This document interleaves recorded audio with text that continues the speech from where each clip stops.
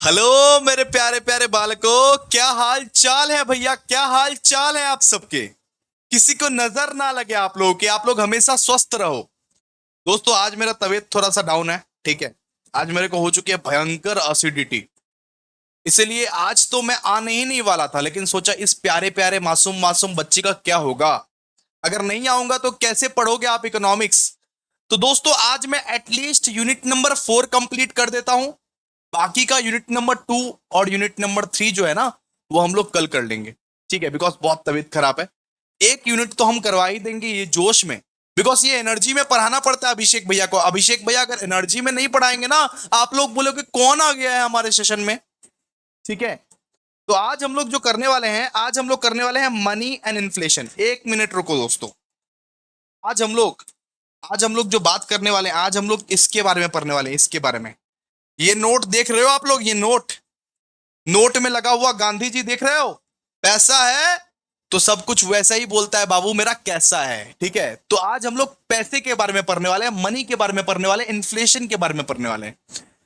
क्या आप लोग आज के सेशन के लिए रेडी हो मेरे प्यारे प्यारे मित्रों, मेरे प्यारे प्यारे साथियों? क्या आप लोग आज के सेशन के लिए रेडी हो या नहीं हो? जल्दी बोलो, जल्दी बोलो गाइस। और एक बार अटेंडेंस लगा दो, एक बार लाइक टारगेट कंप्लीट कर दो। आज का जो लाइक टारगेट है, आज का लाइक टारगेट जो है वो 200 लाइक का है। आज का लाइक टारगेट 200 लाइक का है। 200 लाइक्स कंप्लीट कीजिए गाइस, क्योंकि आज बहुत ही इंटरेस्टिंग, बहुत खूबसूरत, बहुत फेवरेट आपका पैसा पैसा पैसा के बारे में पढ़ने वाले हैं। मनी एंड इन्फ्लेशन, पैसे के बारे में पढ़ने वाले हैं। आखिरकार ये पैसा क्या होता है, आखिरकार ये मनी क्या है, इन्फ्लेशन क्या है? क्या आप लोग रेडी हो?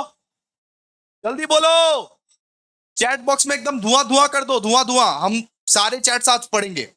चलिए आइए, सबसे पहले हम लोग बात करते हैं meaning of money and it function. आखिरकार ये पैसा किसको बोलते हैं सर?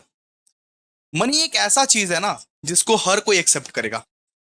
अब तुम्हारे दोस्तों को बुला के देखना, तुम्हारे तुम्हारे दोस्तों को बुला के देखना, उसको पूछना कि पैसा चाहिए क्या? वो बोलेगा हाँ भाई पैसा तो चाहिए ही।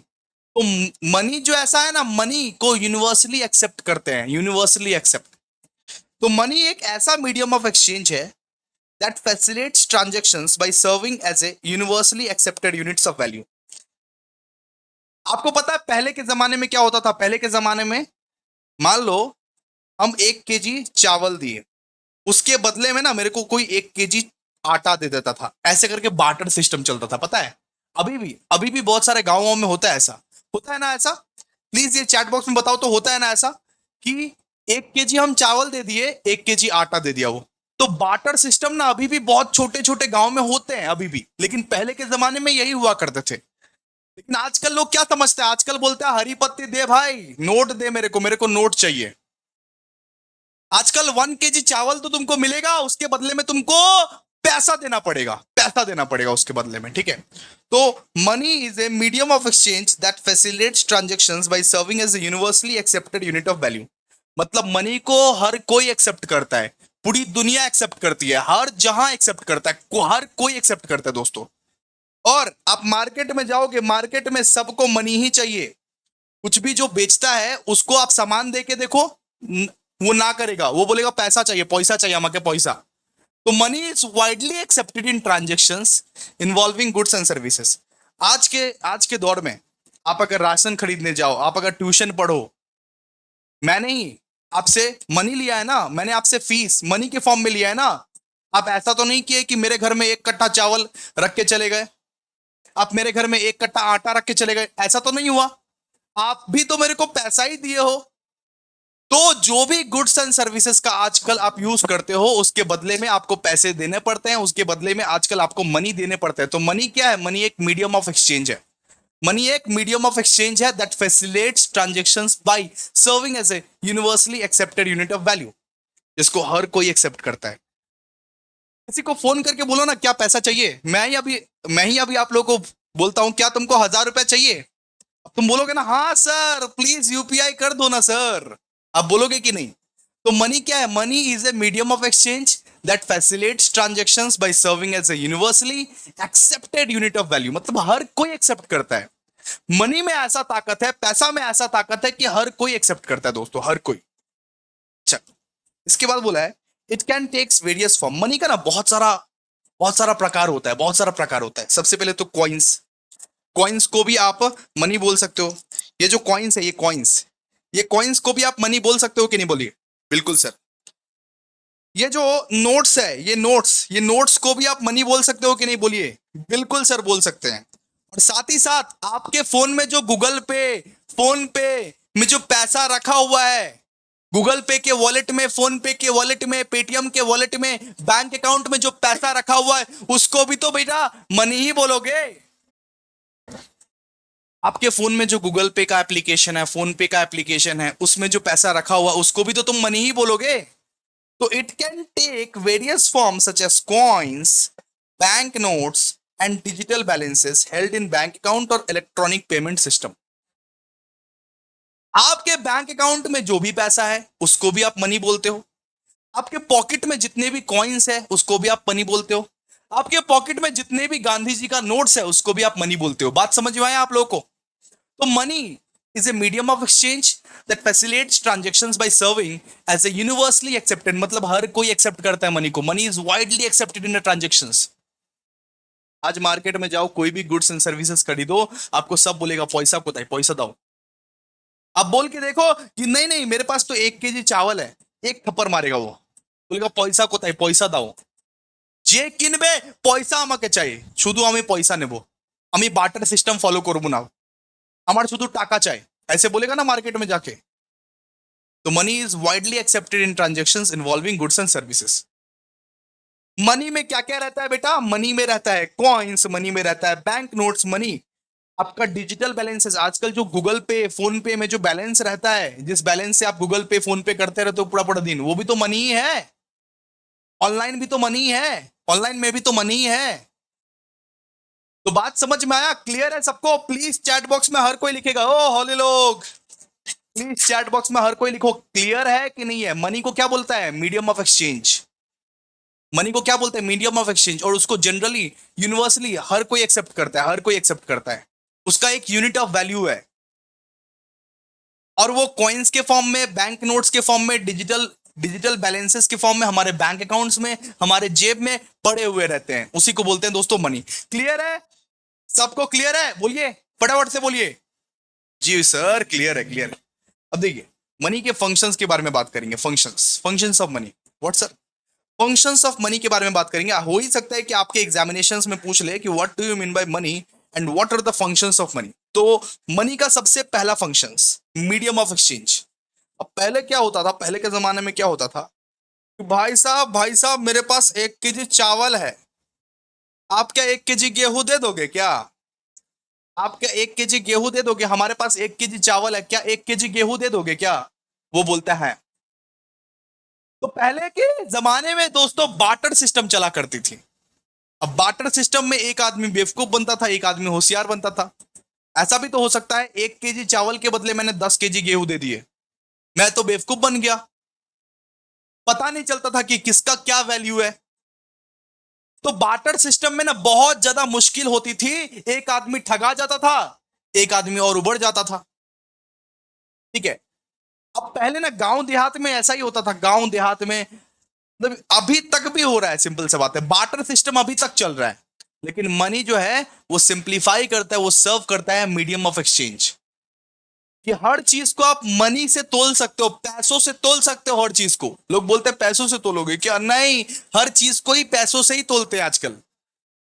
आजकल जो चीज करिए, आजकल ट्यूशन फीस भी भरते हो, आजकल ट्यूशन फीस भी पढ़ते हो, तो आप ये पहले एनालाइज करते हो ना कि हर टीचर का कौन सा, सर का कौन सा फीस है, कैसा कैसा फीस है। जिसका फीस सबसे कम लगता है उसी के पास जाते हो ना, जिसका फीस आपको इकोनॉमिकल लगता है उसी के पास जाते हो ना। तो हर चीज को आजकल आप लोग पैसे से तोलते हो। इसको क्या बोलते हैं? Medium of exchange. Money serves as a medium of exchange. मतलब मार्केट से कुछ भी खरीदने जाओ, तुमको अंदर से पता रहता है क्या लगेगा। मार्केट से कुछ भी खरीदने जाओ, क्या लगेगा तुमको? किस चीज की जरूरत पड़ेगी बताओ? पैसों की जरूरत पड़ेगी भैया, पैसा चाहिए, पैसा। खरीद तो हम लैम्बोर्गिनी भी ले, लेकिन हमको पैसा चाहिए, क्योंकि money serves as a medium of exchange. सबको पता है कि मनी से ही हम लोग खरीद सकते हैं। ठीक है।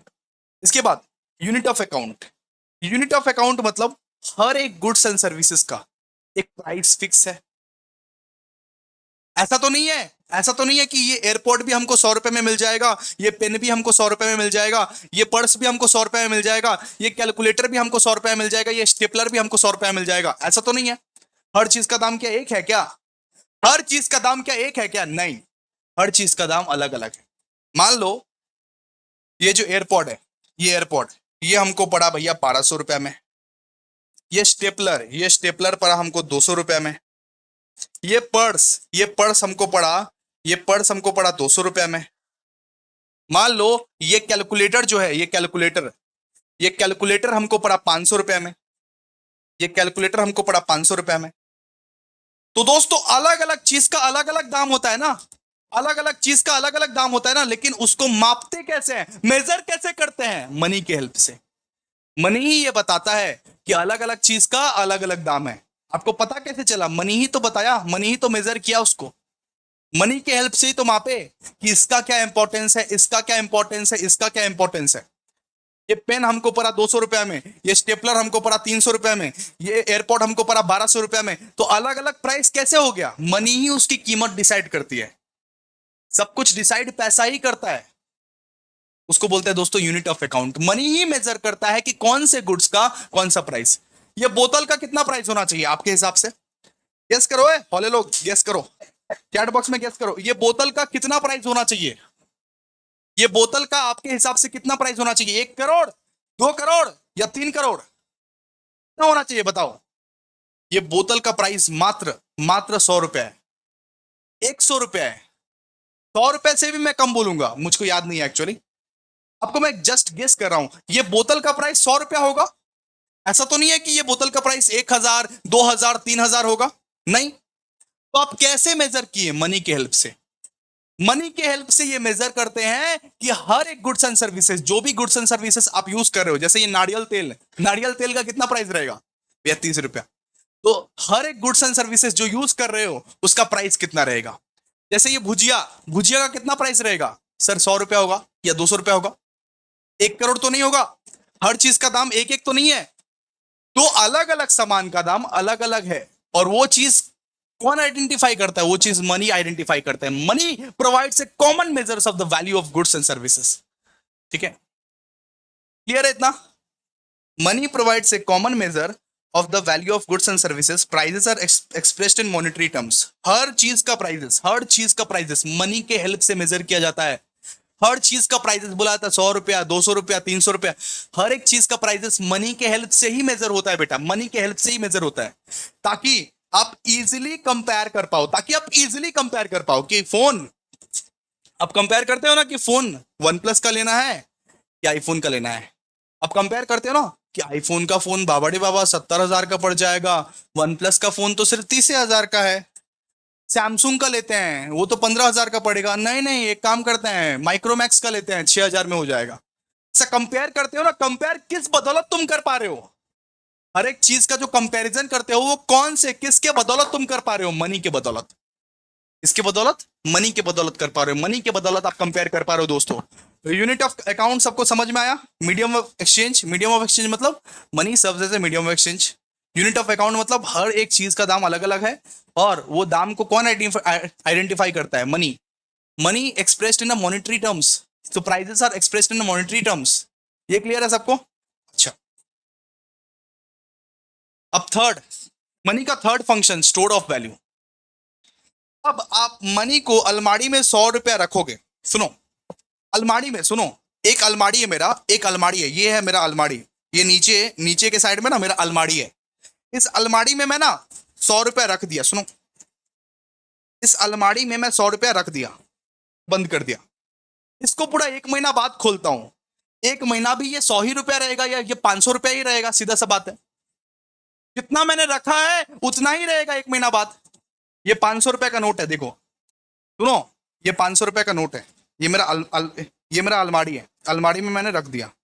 मान लो 1 महीने बाद मैंने खोला तो 500 ही मिलेगा ना भाई, कुछ चेंज तो नहीं आएगा। अच्छा, इसमें मान लो ये भुजिया मैंने रख दिया। सुनो सुनो सुनो सुनो सुनो, ये भुजिया मैंने रख दिया, ये भुजिया में से एक तो भुजिया निकाल के एक तो भुजिया निकाल के मैंने रख दिया इधर, 1 महीना बाद इसको खोलूंगा तो ये सड़ा हुआ निकलेगा कि नहीं बताओ? ये भुजिया तो सड़ जाएगा। क्लियर है आप लोगों को? मनी सड़ता नहीं, मनी खराब नहीं होता, पैसा तो पैसा है। ठीक है, पैसा तो पैसा है, मनी सड़ता नहीं, ये मनी कभी नहीं सड़ेगा, चाहे हम 10 साल रखे 20 साल रखे, सड़ेगा नहीं। बैंक में एक्सचेंज कर सकते हो, मिल जाएगा आपको, लेकिन आप दूसरा कोई सामान अगर रखते हो इसके बदले में, सड़ जाएगा बेटा, सड़ जाएगा। क्या सड़ जाएगा? क्लियर है? तो मनी को आप स्टोर भी कर सकते हो, इसका मतलब मनी को आप स्टोर भी कर सकते हो, बहुत इजीली स्टोर कर सकते हो। बात समझ में आई? ए हौले लोग, बात समझ में आई?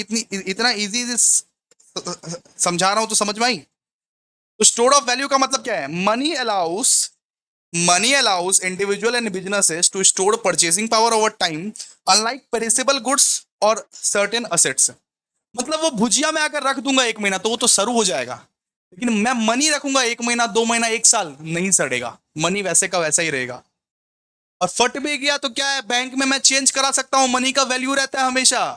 आपको पता है ना, फटा हुआ मनी भी चेंज होता है बैंक में। बिल्कुल।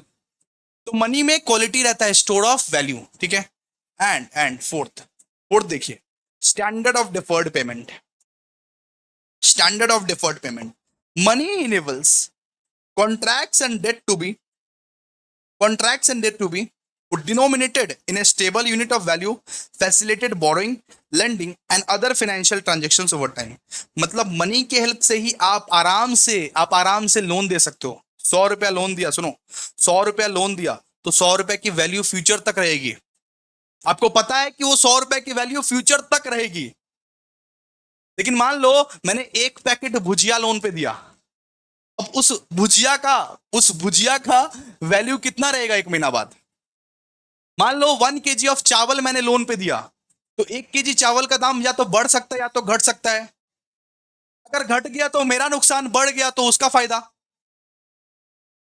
ठीक है। तो स्टैंडर्ड ऑफ डिफर्ड पेमेंट मतलब मनी को आप लोन पे भी दे सकते हो, और मनी का वैल्यू कभी ज्यादा ज्यादा बढ़ता या घटता नहीं है। मनी का वैल्यू देखो भाई, मनी का वैल्यू, पैसा का वैल्यू जो है ना, वो ज्यादा ज्यादा बढ़ता या घटता नहीं है। ज्यादा अचानक से ज्यादा बढ़ नहीं जाएगा, अचानक से ज्यादा घट नहीं जाएगा। स्टैंडर्ड ऑफ डिफर्ड पेमेंट, आप आराम से लोन पे दे सकते हो, किसी का नुकसान नहीं होता है। ऐसा नहीं है कि मैंने 100 रुपया दिया तो आज उसका वैल्यू हो गया 50 रुपया, नहीं। 100 रुपया दिया तो 1 महीने बाद उसका वैल्यू हो गया 50 रुपया, नहीं, ऐसा तो नहीं होता है। 100 से ज्यादा ही मिलेगा या 100 ही मिलेगा मेरे को, या तो 100 से ज्यादा मिलेगा या 100 से कम मिलेगा, मतलब कि 100 ही मिलेगा, 100 से कम तो नहीं मिलेगा मेरे को। तो standard of deferred payment, money enables contracts and debt to be in stable unit of value. मतलब मनी हमेशा स्टेबल रहता है। मनी क्या रहता है? मनी हमेशा स्टेबल रहता है। मनी हमेशा ना बढ़ता है ज्यादा ना घटता है ज्यादा, उतना तेज रफ्तार से बढ़ेगा नहीं। ठीक है। मान लीजिए हमने किसी को लोन में 1 kg ऑफ चावल दिया, एज्यूम कीजिए हमने किसी किसी को लोन में 1 kg ऑफ चावल दिया फॉर 1 ईयर। 1 साल पहले चावल का रेट था 28 रुपया। एज्यूम कीजिए 1 साल पहले चावल का रेट था 28 रुपया। अब उसका रेट अगर 1 साल बाद 50 रुपया हो गया, फिर तो भैया मेरा फायदा है। फिर तो मेरा फायदा है कि 28 रुपया का चावल दिया था और 50 रुपये का रेट से हम ले रहे हैं। लेकिन अगर उस चावल का रेट अचानक से ये पता चला उस चावल का रेट 13 रुपया हो गया, तब तो मेरा घाटा हो गया। ठीक है। 28 का चावल अगर 13 रुपया हो गया, फिर तो मेरा बहुत बड़ा घाटा हो जाएगा। अब देखोगे ये सब होता है नॉर्मली, ये सब बार्टर सिस्टम में हुआ करता था। लेकिन आप मनी अगर दोगे किसी को 500 रुपया दोगे, तो 500 का वैल्यू इतना भी ज्यादा बढ़ेगा नहीं या इतना भी ज्यादा घटेगा नहीं, आहिस्ता आहिस्ता धीरे धीरे घटता बढ़ता रहता है, इतना ज्यादा इतना तेज रफ्तार में नहीं बढ़ेगा। तो स्टैंडर्ड ऑफ डिफर्ड पेमेंट के लिए मनी ही यूज होता है। मतलब बोरोइंग, लेंडिंग, लोन फोन में दे सकते हो, कोई दिक्कत वाला बात नहीं है, कोई दिक्कत वाला बात नहीं है। ठीक है, बात समझे आप लोग? चलिए, अच्छा बात करते हैं demand for money. Demand for money, money का डिमांड क्यों होता है, क्यों चाहिए पैसा? डिमांड फॉर मनी मतलब क्यों चाहिए पैसा, क्यों चाहिए तुमको पैसा, पैसा क्यों चाहिए, क्यों चाहिए पैसा? So the concept of demand for money refers to the desire of individual businesses to hold money balances and various purposes, मतलब बहुत सारे पर्पस रहते हैं, बहुत सारे रीजंस रहते हैं, उसकी वजह से हमें पैसा चाहिए। क्या क्या रीजंस रहते हैं जरा देखिए। सबसे पहला रीजंस रहता है, सबसे पहला हम लोग मनी इसलिए डिमांड करते हैं क्योंकि डे टू डे ट्रांजेक्शन चलाना है, दिन दिहाड़ी रोजमर्रे की जिंदगी चलानी है दोस्तों। सबसे पहले पैसों की जरूरत इसलिए पड़ती है क्योंकि भैया रोजमर्रे की जिंदगी चलानी है। रोज हम लोगों को मिल्क खरीदना है, बिजली का बिल देना है, बिजली का बिल देना है, हम लोग को ट्यूशन फीस देना है, ठीक है, हम लोग को ये ट्यूशन फीस देना है, हम लोगों को कपड़े खरीदने हैं। रोजमर्रे की जिंदगी में जो लगता है ना, उसको चलाने के लिए हमको पैसा चाहिए।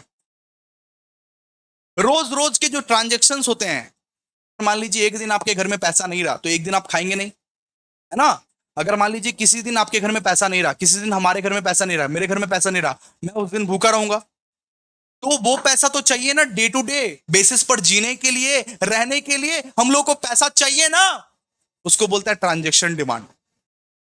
कभी कभी पैसों का डिमांड इसलिए भी करते हैं क्योंकि हम लोग को डेली डेली बहुत सारा चीज चाहिए होता है, मिल्क चाहिए होता है, बिजली, ration, tuition fees, clothes, newspaper पापा को चाहिए होता है, या टीवी का केबल। रोज का जो रोजमर्रे की जिंदगी के लिए जो आप पे करते हो उसको बोलते हैं ट्रांजेक्शन डिमांड।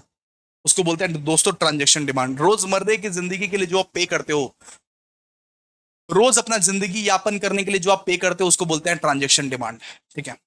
फिर बात करते हैं precautionary demand. Sir precautionary demand क्या होता है? प्रिकॉशनरी डिमांड मतलब जब कोई बात बिगड़ जाए, मान लो कि फ्यूचर में, न चाहते हुए फ्यूचर में, अगर मान लो कोई इमरजेंसी आ जाती है, मेडिकल इमरजेंसी आ जाती है, उसके लिए पैसा सेव करना है ना।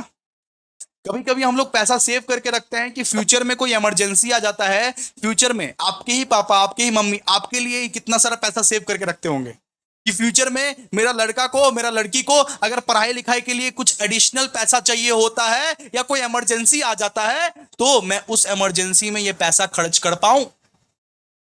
प्रिकॉशनरी डिमांड मतलब जब कोई इमरजेंसी आएगा तब ये पैसा खर्चा करूंगा, अभी मैं जमा करता हूं।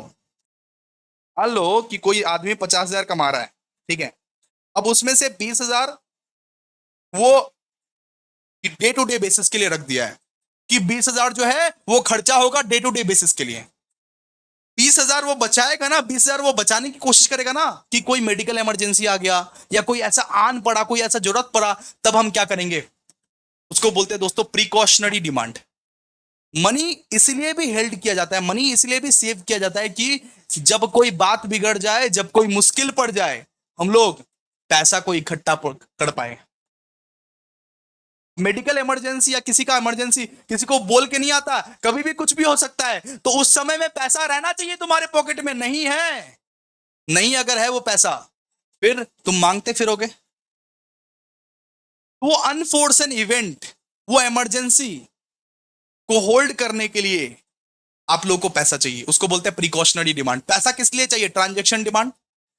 सबसे पहले transaction demand day to day expenses को संभालने के लिए, मिल्क, बिजली, ट्यूशन फीस, राशन, क्लोथ्स, जो रोजमर्रे की जिंदगी में तुम लोगों को चाहिए होता है। क्रीम चाहिए भैया, अरे ये सिनेमा देखना है, नेट का रिचार्ज करना है, नेट का रिचार्ज करना है, यहाँ तो नेट का रिचार्ज लिखना भूल ही गए, नेट रिचार्ज करना है, बिजली चाहिए, ट्यूशन फीस चाहिए, जो रोजमर्रे की जिंदगी के लिए चाहिए, उसको क्या बोलते हैं? उसको बोलते हैं ट्रांजेक्शन डिमांड। दूसरा प्रिकॉशनरी डिमांड कि जब कोई बात बिगड़ जाए, जब कोई मुश्किल पड़ जाए, उस मुश्किलों के लिए भी भैया पैसे रखने पड़ते हैं ना, क्योंकि रिश्तेदार काम कभी नहीं आते बेटा।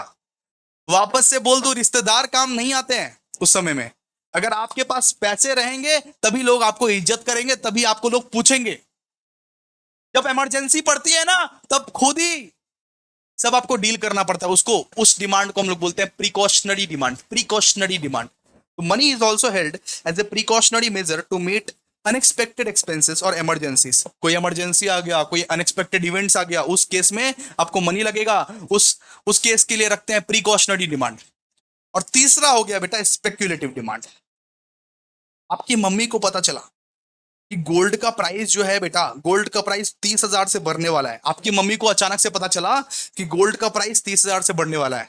आपकी मम्मी उसी दिन आपके पापा को बोलेगी, ए सुनिए ना, जल्दी से सोना खरीद लेते हैं, 30,000 से तो बढ़ने वाला है, कल तो बढ़ जाएगा गोल्ड का प्राइस। करते हो ना ऐसा? बोलो हाँ कि ना करो।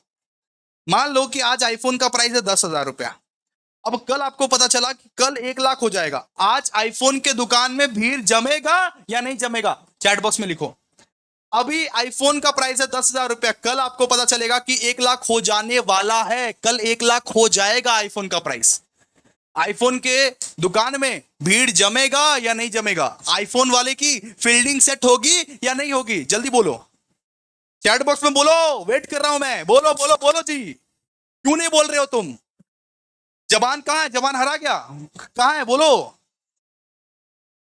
स्पेक्युलेटिव डिमांड, इसी को बोलते हैं दोस्तों स्पेक्युलेटिव डिमांड। मतलब आज 10,000 है, कल 1 लाख बढ़ जाएगा। अरे भाई आज खरीद के रख लो, कल का किसने सोचा है?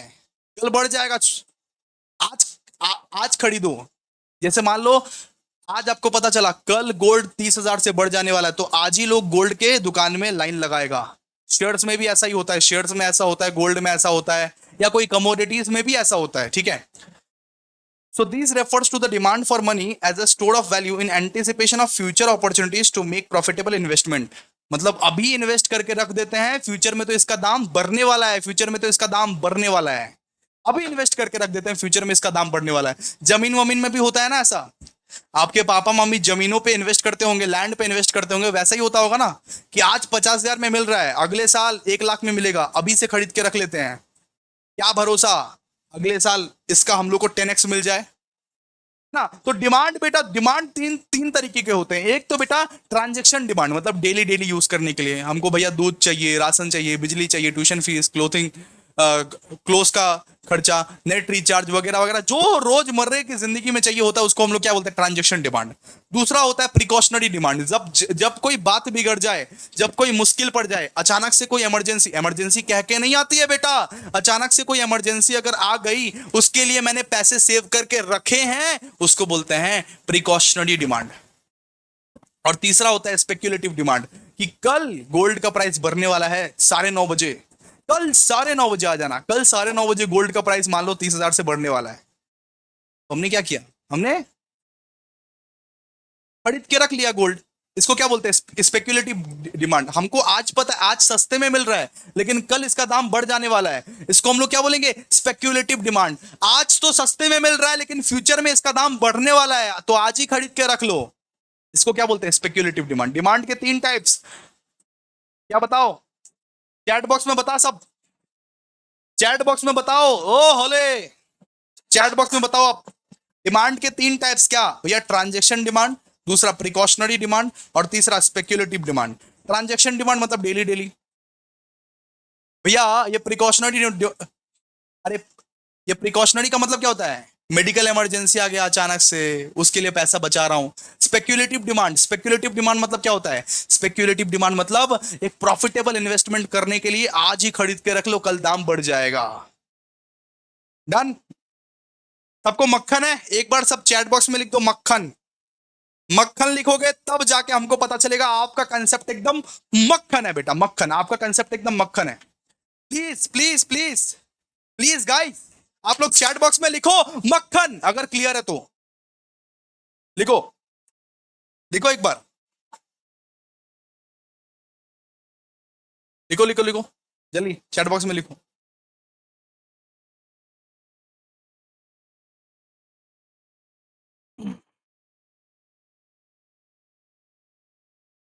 हेलो, उनको तो डर हो गया रे कि वॉइस चालू नहीं है क्या? उनको डर हो गया अचानक से। चलो आ जाओ, स्टार्ट करते हैं, स्टार्ट करें, शुरू करें। Money supply. अब हम लोग पढ़ेंगे दोस्तों मनी सप्लाई का होता है, ई का वाला है मनी सप्लाई। तो इसके लिए आपको पढ़ना पड़ेगा। Money supply refers to the total amount of monetary assets available in the economy at a specific time. It includes physical currency such as coins, notes and various types of deposit. सुनो, money supply किसको बोलते हैं? आपके जेब में जितने भी coin पड़े हुए हैं, इधर इधर इधर, ओ हौले इधर, यहां पे ध्यान दे। आपके जेब में जो पड़े हुए कॉइन, आपके जेब में जो नोट्स पड़े हुए हैं, ठीक है, उसके बाद आप बेटा कुछ डिपॉजिट भी करते हो बैंक में, आप कुछ एफडी भी करके रखते हो, आप कुछ सेविंग्स भी करके रखते हो। ये सब सारा पैसा, ये इंडिया में जितना पैसा घूम रहा है, जितना पैसा इंडिया में जितना पैसा घूम रहा है सारे पैसे को इकट्ठे कर दो, इसको बोलते हैं दोस्तों मनी सप्लाई। आपके पॉकेट में कॉइन है, आपके पॉकेट में नोट्स है, आपने डिपॉजिट किया होगा, आपने एफडी किया होगा, आपने सेविंग किया होगा।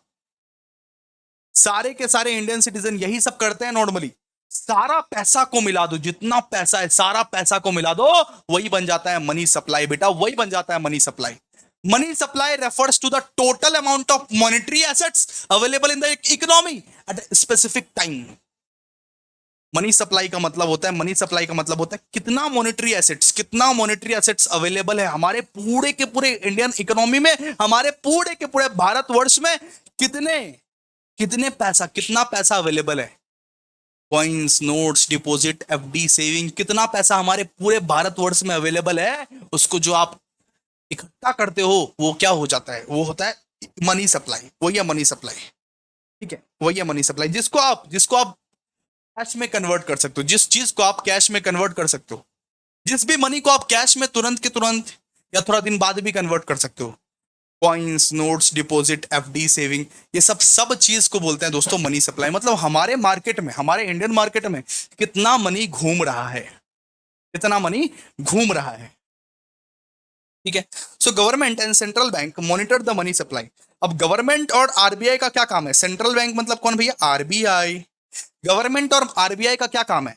ये मनी सप्लाई को देख रेख करना, ऐसे करके देखते रहना, ऐसे करके देखते रहना। गवर्नमेंट और आरबीआई क्या करती है? मनी सप्लाई को देखती रहती है कि मनी सप्लाई, सुनो, अगर कंट्री में ना मनी सप्लाई बढ़ गया ना, हद से ज्यादा बढ़ गया, तब क्या आता है? इन्फ्लेशन, महंगाई आती है, महंगाई बढ़ जाती है। आप तभी बोलते हो इंडिया में बहुत महंगाई हो गया है, मोदी सरकार कुछ काम नहीं कर, क्यों? मनी सप्लाई बढ़ गया, ठीक है, मनी सप्लाई बढ़ गया। इसीलिए आप लोगों को तो पता ही नहीं, आप लोग खाली ये सब करते रहते हो, इसने कुछ काम नहीं किया, उसने कुछ काम नहीं किया, मनी सप्लाई बढ़ गया, महंगाई बढ़ गई। तो मनी सप्लाई जो बढ़ता है, तो ये इसका निगरानी कौन कौन रखता है? सेंट्रल बैंक और गवर्नमेंट। सेंट्रल बैंक और गवर्नमेंट क्लोजली मॉनिटर करता है कि मनी सप्लाई ज्यादा तो नहीं बढ़ा, क्योंकि मनी सप्लाई इधर बढ़ेगा इन्फ्लेशन आ जाएगा, मनी सप्लाई इधर बढ़ेगा तो इकोनॉमिक ग्रोथ। मनी सप्लाई अगर मान लो कि कम जाएगा, मनी सप्लाई अगर कम जाएगा, सुनो, मनी सप्लाई अगर कम जाएगा, ज्यादा भी नहीं कमना चाहिए, ज्यादा बढ़ना भी नहीं चाहिए। मनी सप्लाई कम भी नहीं होना चाहिए, मनी सप्लाई बढ़ना भी नहीं चाहिए, मनी सप्लाई स्टेबल रहना चाहिए। अगर कम जाएगा तो इकोनॉमिक ग्रोथ नहीं होगा, इकोनॉमिक ग्रोथ, हमारे देश की तरक्की नहीं होगी, ग्रोथ नहीं होगी हमारी। बढ़ जाएगा तो इन्फ्लेशन आएगा, कम जाएगा तो इकोनॉमिक ग्रोथ नहीं होगा हमारे देश का, ठीक है। And central bank often use monetary policy tools such as open market operations. Central bank अपना बहुत सारा टूल्स यूज करती रहती है कि मनी सप्लाई ज्यादा ना हो, मनी सप्लाई ज्यादा ना हो। सेंट्रल बैंक, आरबीआई पूरी की पूरी कोशिश करती रहती है कि इंडिया में, इस पूरे भारतवर्ष में ज्यादा मनी सप्लाई ना हो, क्योंकि ज्यादा मनी सप्लाई मतलब, चैट बॉक्स में लिखिए, ज्यादा मनी सप्लाई मतलब क्या? मनी सप्लाई मतलब क्या होगा? ज्यादा मनी सप्लाई अगर हो जाएगा तो उसका क्या इंपैक्ट पड़ेगा? चैट बॉक्स में लिखो। ओ हॉले, चैट बॉक्स में लिखो रे। आप लोगों को हॉले बोलता हूं तो बुरा नहीं लगता है ना? लगता है तो लगाओ बुरा, मैं चाहता हूं तुमको बुरा लगे, फिर तो जाके एग्जाम में अच्छा परफॉर्मेंस करके आओगे। सर ने मुझको हॉले बोलो, आज तो मैं छोड़ूंगा नहीं, ऐसे ऐसे करके लिखना, ठीक है। सर ने मुझको हॉले बोला, हॉले लोग मेरे प्यारे प्यारे, चलो आ जाओ। बोलो, इन्फ्लेशन, इन्फ्लेशन बढ़ जाएगा, ठीक है। इन्फ्लेशन क्या हो जाएगा? इन्फ्लेशन बढ़ जाएगा। मनी सप्लाई बढ़ेगा, इन्फ्लेशन बढ़ जाएगा। मनी सप्लाई घट जाएगा, इकोनॉमिक ग्रोथ घट जाएगा। क्या रहना चाहिए मनी सप्लाई? स्टैटिक, स्टैटिक रहना चाहिए, स्टैटिक, स्टेबल रहना चाहिए, स्टेबल। मनी सप्लाई क्या होना चाहिए? स्टेबल रहना चाहिए बेटा, स्टेबल। ज्यादा बढ़ना भी नहीं चाहिए, ज्यादा घटना भी नहीं चाहिए, स्टेबिलिटी मेंटेन करना चाहिए मनी सप्लाई को, ठीक है। अब बात करते हैं determinants of money supply. Determinants of money supply, कौन कौन सा फैक्टर्स जो है वो मनी सप्लाई को डिस्टर्ब करती है? Which affect money supply. कौन कौन सा ऐसा फैक्टर है जो मनी सप्लाई को डिस्टर्ब करती है, जिससे मनी सप्लाई या तो ज्यादा बढ़ जाता है, ज्यादा घट जाता है? कौन कौन सा ऐसा फैक्टर्स है जो कि मनी सप्लाई को क्या करती है? डिस्टर्ब करती है बेटा। क्या करती है? डिस्टर्ब करती है, डिस्टर्ब कर देती है, तहस नहस कर देती है। जरा सुनिए आप लोग। सबसे पहला, monetary policy of central bank. The central bank, like Federal Reserve in the US, can influence the money supply through actions such as buying or selling. सुनो, आरबीआई क्या करती है ना, आरबीआई अगर गवर्नमेंट बॉन्ड्स को खरीद लेगी, आरबीआई अगर गवर्नमेंट बॉन्ड्स को खरीद लेगी, सुनो, समझने की कोशिश करो जो मैं समझा रहा हूं। आरबीआई अगर गवर्नमेंट बॉन्ड्स को बाय कर लेगी तो क्या होगा पता है? तो पैसा मार्केट में बढ़ेगा, मनी सप्लाई बढ़ जाएगा। आरबीआई अगर गवर्नमेंट बॉन्ड्स को खरीद लेगी, गवर्नमेंट सिक्योरिटीज को खरीद लेगी तो बढ़ जाएगा पैसा। अगर सेल कर देगी तो घट जाएगा पैसा। ठीक है, खरीद लेगी तो बढ़ जाएगा पैसा, सेल कर देगी तो घट जाएगा पैसा। आरबीआई के ऊपर है, सेंट्रल बैंक के ऊपर है। सेंट्रल बैंक अगर गवर्नमेंट सिक्योरिटीज बाई करती है तो बढ़ जाता है पैसा, सेल करती है तो घट जाता है पैसा। ठीक है, इसके बाद banking system behaviour. Commercial bank plays a crucial role in the money creation process through lending. When bank issue loans, they create new money in the form of deposit. The amount of loan bank issue affects the money supply. सुनो, commercial bank मतलब कौन सा भैया? Commercial bank मतलब किसको बोलते हैं बताइए तो? ए, आप लोग बोलो तो, किसको बोलते हैं कमर्शियल बैंक? एग्जांपल्स बोलो, कमर्शियल बैंक का एग्जांपल बोलो। कमर्शियल बैंक किसको बोलते हैं भैया? कमर्शियल बैंक मतलब एसबीआई, एचडीएफसी, कोटक, ये जो कमर्शियल बैंक है ना, ये ना सीरियसली यही इसी की करतूत है सब कुछ। कमर्शियल बैंक की सबसे ज्यादा करतूत है। मनी सप्लाई बढ़ेगा या घटेगा, इसका सबसे ज्यादा रोल, सबसे बड़ा रोल कौन निभाता है पता है? Commercial bank. ये अगर लोन ज्यादा देगा, सुनो, कमर्शियल बैंक अगर लोन ज्यादा देगा तो मनी सप्लाई क्या हो जाएगा? मनी सप्लाई बढ़ेगा, मार्केट में मनी सप्लाई बढ़ेगा। और अगर लोन कम देगा तो मार्केट में मनी सप्लाई घटेगा। एसबीआई, एचडीएफसी, कोटक अगर मान लो लोन ज्यादा करके दे दिया, अगर एसबीआई, एचडीएफसी, कोटक अगर मान लो लोन ज्यादा करके दे दिया, तो फिर क्या होगा? फिर मनी सप्लाई बढ़ेगा। एसबीआई अगर मान लो, स्टेट बैंक ऑफ इंडिया, मान लो हम लोन लेने गए, हम बोले 1 लाख का लोन चाहिए, वो तुरंत बोला अरे अभिषेक सर आपको 1 लाख का लोन चाहिए, अरे लीजिए ना 1 लाख का लोन मिल गया आपको, इजिली दे दिया। तो क्या होगा? मनी सप्लाई बढ़ेगा। ऐसे ऐसे करके सबको अगर देता रहा तो मनी सप्लाई बढ़ेगा। मनी सप्लाई बढ़ेगा बेटा, तो इसका इंपैक्ट क्या होगा? इसका इंपैक्ट होगा बेटा इन्फ्लेशन बढ़ेगा। मनी सप्लाई तो बढ़ गया लेकिन महंगाई भी तो बढ़ रही है, क्योंकि मार्केट में पैसा आ रहा है, लोग खरीदने को दौड़ेंगे, ईएमआई पर हर कुछ खरीदेंगे। मैं मांगने गया एसबीआई से 1 लाख का लोन, मेरे को तुरंत के तुरंत झट से दे दिया, मनी सप्लाई बढ़ गया। इससे क्या हुआ? इससे इन्फ्लेशन भी बढ़ गया। ठीक है, और एसबीआई अगर लोन नहीं देगा, सुनो, एसबीआई अगर लोन बहुत कम देगा या नहीं देगा तो क्या होगा? मनी सप्लाई घटेगा। मनी सप्लाई घटेगा। मैं बोलता हूं ना, ये कमर्शियल बैंक की ही गलती है। कमर्शियल बैंक की सबसे बड़ा चोर है। ये लोग क्या करता है? लोन ज्यादा देता है तो मनी सप्लाई बढ़ता है, लोन कम देता है तो मनी सप्लाई कम जाता है। यही लोग करते हैं, सबसे बड़ा कांड यही लोग करते हैं, मेन कांड यही लोग करते हैं। एसबीआई, एचडीएफसी, कोटक, जितने भी कमर्शियल बैंक है। तो लोन अगर ज्यादा देगा तो मनी सप्लाई बढ़ेगा, लोन कम देगा तो मनी सप्लाई घटेगा। लोन ज्यादा देगा, मनी सप्लाई बढ़ेगा, इससे क्या होगा? इन्फ्लेशन ज्यादा होगा। और लोन कम देगा, मनी सप्लाई घटेगा, इससे क्या होगा? इससे बेटा डिफ्लेशन हो जाएगा। डिफ्लेशन मतलब हमारा देश का ग्रोथ थम सा जाएगा, रुक सा जाएगा। ठीक है, तो दोनों ही नहीं करना चाहिए, एकदम बैलेंस मेंटेन करके रखना चाहिए। ज्यादा लोन भी मत दो और ज्यादा कम भी लोन मत दो। तो कमर्शियल रोल, मतलब कि ये जो कमर्शियल बैंक है ना, क्रूशियल रोल प्ले करता है, बहुत इंपॉर्टेंट रोल प्ले करता है। ज्यादा लोन देगा तो ज्यादा मनी सप्लाई होगा, और ज्यादा और कम लोन देगा तो कम मनी सप्लाई होगा। ठीक है, अब तीसरा, deposit inflow and outflow. India के लोग ज्यादा डिपॉजिट करेंगे बैंक में, अगर बैंक्स में ज्यादा डिपॉजिट करेंगे, सुनो ना, अगर इंडिया के लोग ज्यादा अगर बैंक में डिपॉजिट करेंगे तो मनी सप्लाई क्या होगा? बढ़ेगा। अगर इंडियंस डिपॉजिट ज्यादा करेंगे बैंक में, मान लो तुम गए एसबीआई में जाके बोले 2 लाख डिपॉजिट कर दो, 10 लाख डिपॉजिट कर दो, 5 लाख डिपॉजिट कर दो, बैंक बढ़ते गए, बैंक पूरा बढ़ गया। डिपॉजिट अगर तुम ज्यादा करोगे तो पता है तुमको, मनी सप्लाई भी ज्यादा होगा। डिपॉजिट ज्यादा करोगे तो बैंक लोन ज्यादा देगी, और बैंक लोन ज्यादा देगी तो मनी सप्लाई ज्यादा होगा। तुम्हारे डिपॉजिट से मनी सप्लाई बढ़ता है, पता है? तुम ज्यादा डिपॉजिट करोगे तो बैंक ज्यादा लोन देगी, और बैंक ज्यादा लोन देगी तो मनी सप्लाई भी ज्यादा होगा। और तुम बेटा अगर कम डिपॉजिट करोगे तो बैंक भी ज्यादा लोन नहीं दे पाएगी, तो मनी सप्लाई क्या हो जाएगा उस केस में, कम हो जाएगा। मनी सप्लाई क्या हो जाएगा, कम हो जाएगा। तुम पैसा निकालोगे मनी सप्लाई कम हो जाएगा, तुम पैसा डिपॉजिट करोगे ज्यादा ज्यादा मनी सप्लाई बढ़ जाएगा, बिकॉज इंटरलिंक्ड है ना। तुम डिपॉजिट ज्यादा दे दोगे, बैंक क्या करेगी, लोन ज्यादा देगी, लोन ज्यादा देगी। और तुम डिपॉजिट नहीं करोगे या तुम अपने पैसे को निकालते रहोगे तो बैंक क्या करेगी, बैंक कम लोन देगी। तो सब कुछ डिपेंड करता है आप पे भी, आप कितना डिपॉजिट करते हो बैंक में, ठीक है। इसके बाद करेंसी इश्यूएंस।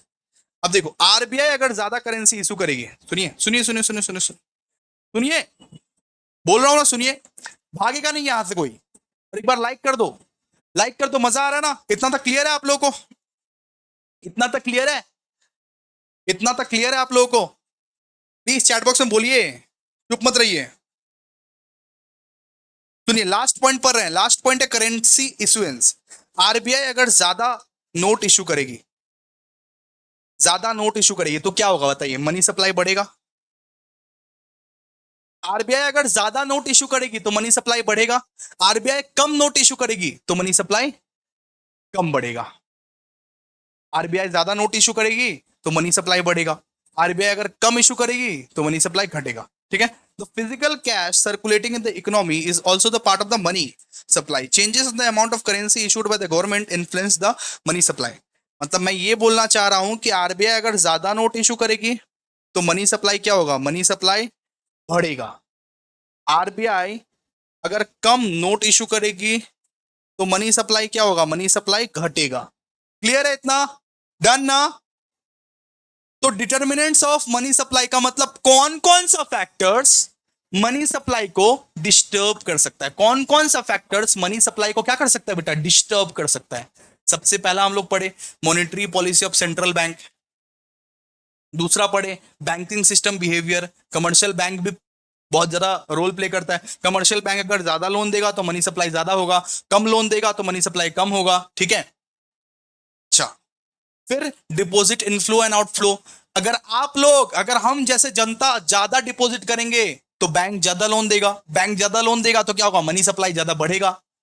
अगर हम जैसे जनता कम डिपॉजिट करेंगे तो ये बैंक उतना ज्यादा लोन नहीं दे पाएगा, उतना ज्यादा लोन नहीं दे पाएगा तो मनी सप्लाई घटेगा। और करेंसी इश्यूएंस, अगर गवर्नमेंट आरबीआई नोट्स ज्यादा इशू करती है तो फिर मनी सप्लाई हमारा ये बढ़ेगा। अगर आरबीआई नोट्स कम इशू करती है तो मनी सप्लाई घटेगा, ठीक है। क्लियर है, आई थिंक आप लोगों को क्लियर है इतना तक। आइए नेक्स्ट टॉपिक पे बढ़ते हैं। देखिए नेक्स्ट टॉपिक क्या है, नेक्स्ट टॉपिक कहता है दोस्तों, नेक्स्ट टॉपिक है measures of supply of money. मतलब हम लोग मनी सप्लाई को कैसे मेजर कर सकते हैं, कौन सा ऐसा कंपोनेंट है या कौन सा ऐसा क्या है जिसके हेल्प से हम लोग लिक्विडिटी को मेजर कर सकते हैं। मनी के लिक्विडिटी को हम लोग कैसे मेजर कर सकते हैं, मनी सप्लाई को हम लोग कैसे मेजर कर सकते हैं। मनी सप्लाई को मेजर करने के लिए हमारे पास चार कंपोनेंट्स है। कितने, चार कंपोनेंट्स है। एक है M1, एक है M2, एक है M3, एक है M4।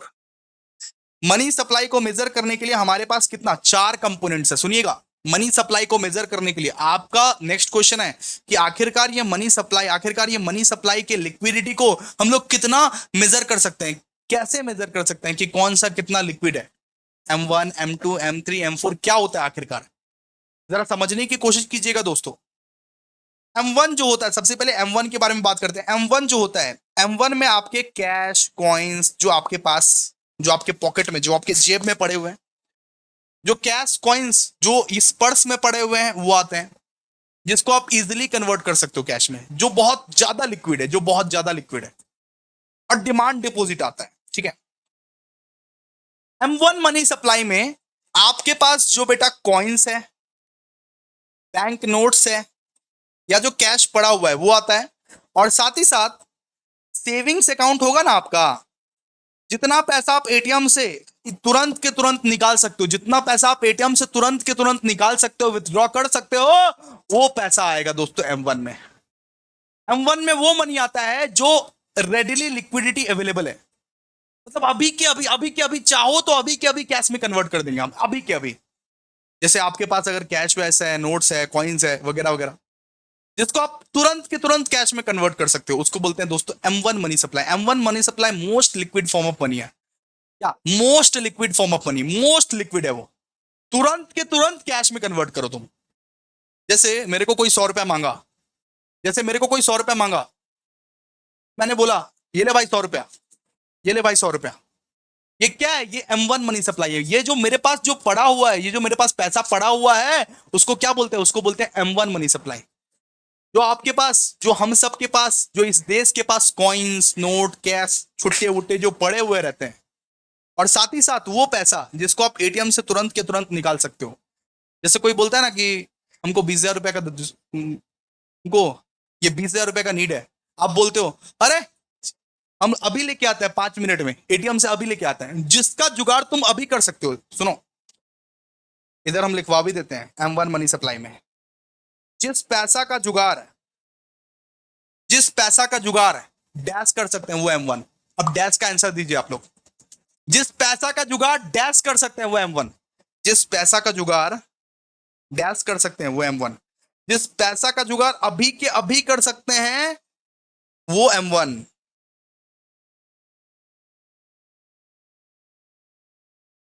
ठीक है?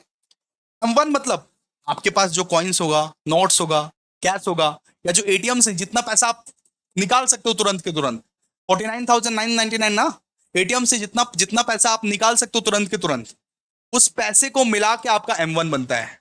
M1 मतलब most liquid form of money. M1 मतलब जिसको आप तुरंत के तुरंत निकाल सकते हो। ठीक है? अब बात करते हैं M2। अब देखिए M2 में M1 तो है ही, M1 इसमें है ही ऑलरेडी। M2 में ना बेटा M1 इंक्लूड ही रहता है, this includes M1 plus plus plus कुछ लेस लिक्विड एसेट्स, जिसको कैश में बदलने में थोड़े से वक्त लगेंगे, जिसको कैश में बदलने में थोड़े से वक्त लगेंगे। जैसे मान लीजिए सेविंग डिपॉजिट्स है आपके पास, आपके बैंक में, मान लीजिए आपके बैंक में 5 लाख रुपए रखे हुए हैं। 5 लाख रुपए में आप एक दिन में निकाल सकते हो क्या? अभी के अभी निकाल सकते हो क्या? एक दिन में छोड़ो, अभी के अभी क्या 5 लाख रुपए निकाल सकते हो क्या? अभी अगर आप चाहो कि 5 लाख रुपए चुटकियों में मैं निकालो, क्या निकाल सकते हो? नहीं, नहीं निकाल सकते सर।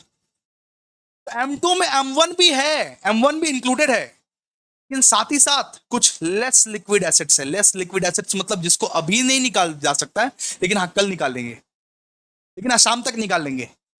एक दिन का वक्त दीजिए, निकाल लेंगे। अभी के अभी तुरंत के तुरंत नहीं होगा, सॉरी सर, अभी के अभी ये पैसे का इंतजाम नहीं हो सकता मेरे से, अभी के अभी 10 लाख मेरे से नहीं हो सकता, सॉरी।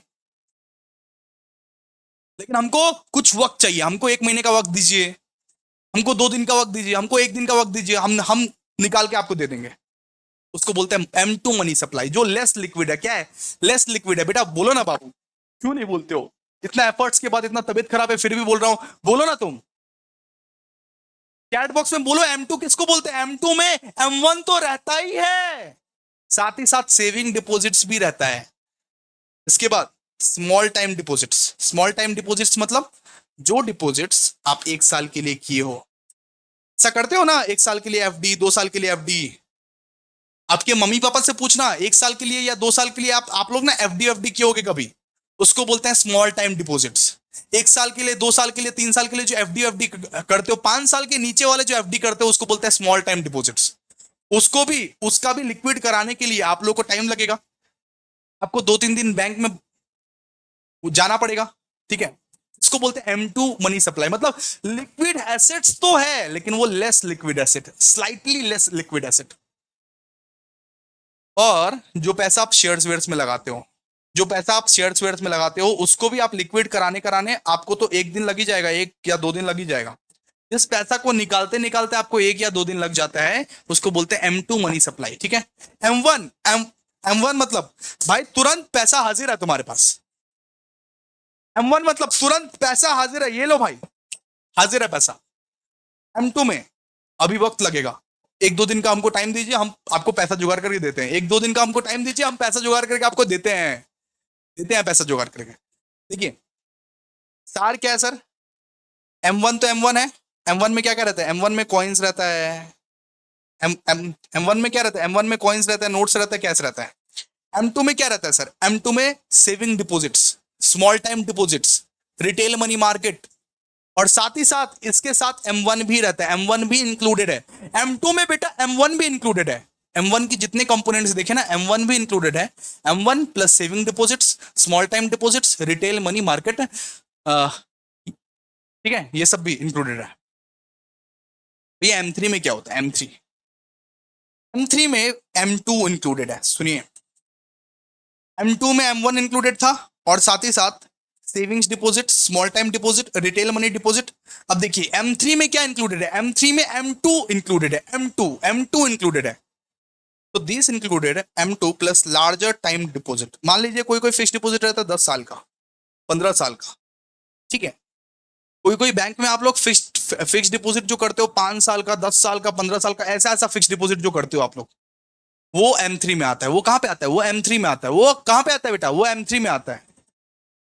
तो M2 plus larger time deposit जो होता है, कभी कभी फिक्स डिपॉजिट ऐसा होता है जो एकदम 5 साल का, 6 साल का, 7 साल का, 10 साल का है, अभी उसको निकाल ही नहीं सकते, उसको हम लोग क्या बोले? M3 money supply, M3 money supply, ठीक है, M3 मनी सप्लाई। और M4 में क्या आता है? M4 में आता है M3 sometimes use to refer to M3 plus other financial assets. जितना भी आपका फाइनेंशियल असेट्स है ना, जितना भी आपका फाइनेंशियल असेट्स है, मार्केट वार्केट में जितना पैसा ऐसा अटका पड़ा है, शॉर्ट टर्म रीपर्चेस एग्रीमेंट्स वगैरह वगैरह वगैरह, इंस्टीट्यूशनल मनी जिसको आप बहुत देर देर बाद निकाल सकते हो, जिसमें इतना लिक्विडिटी नहीं है, वो सब आता है, ठीक है। M3 plus other financial assets is equals to M4, इसे लिख दीजिएगा। M3 plus other financial assets is equals to M4, ठीक है। इसमें क्या क्या रहता है सर? अदर फाइनेंशियल असेट्स का मतलब क्या है? अदर फाइनेंशियल असेट्स का मतलब देखिए लार्ज टाइम डिपॉजिट्स। कोई कोई डिपॉजिट रहता है 20-20 साल का, 15-15 साल का, 10-10 साल का फिक्स्ड एफडीज जो रहता है, एफडीज 15 साल का, इंश्योरेंस करवा लिए मान लीजिए, ये इंस्टीट्यूशनल मनी मार्केट फंड्स, ठीक है। बहुत लंबे लंबे समय का जो ये डिपॉजिट्स रहता है ना, उसको हम लोग बोलते हैं large time deposit, institutional money market funds etcetera etcetera, ठीक है। तो देखिए हम लोग ने M1 में क्या पढ़ा? हम लोग ने M1 में पढ़ा कि M1 का मतलब होता है भैया, M1 का मतलब होता है कॉइन्स, नोट्स, कैश। आप लोग एक्सप्लेन करो चैट बॉक्स में, आप लोग एक्सप्लेन करो M1 में क्या क्या आता है? M1 में आता है coins, note, cash that are readily available, ठीक है। M2 में क्या आता है भैया? M2 में सेविंग डिपॉजिट, जितना आप बैंक बैंक में रखे हो, जैसे मान लो 5 लाख रुपया रखे हो, एक दिन में निकालोगे क्या? अभी के अभी निकालोगे क्या? नहीं, 1-2 दिन लगेगा।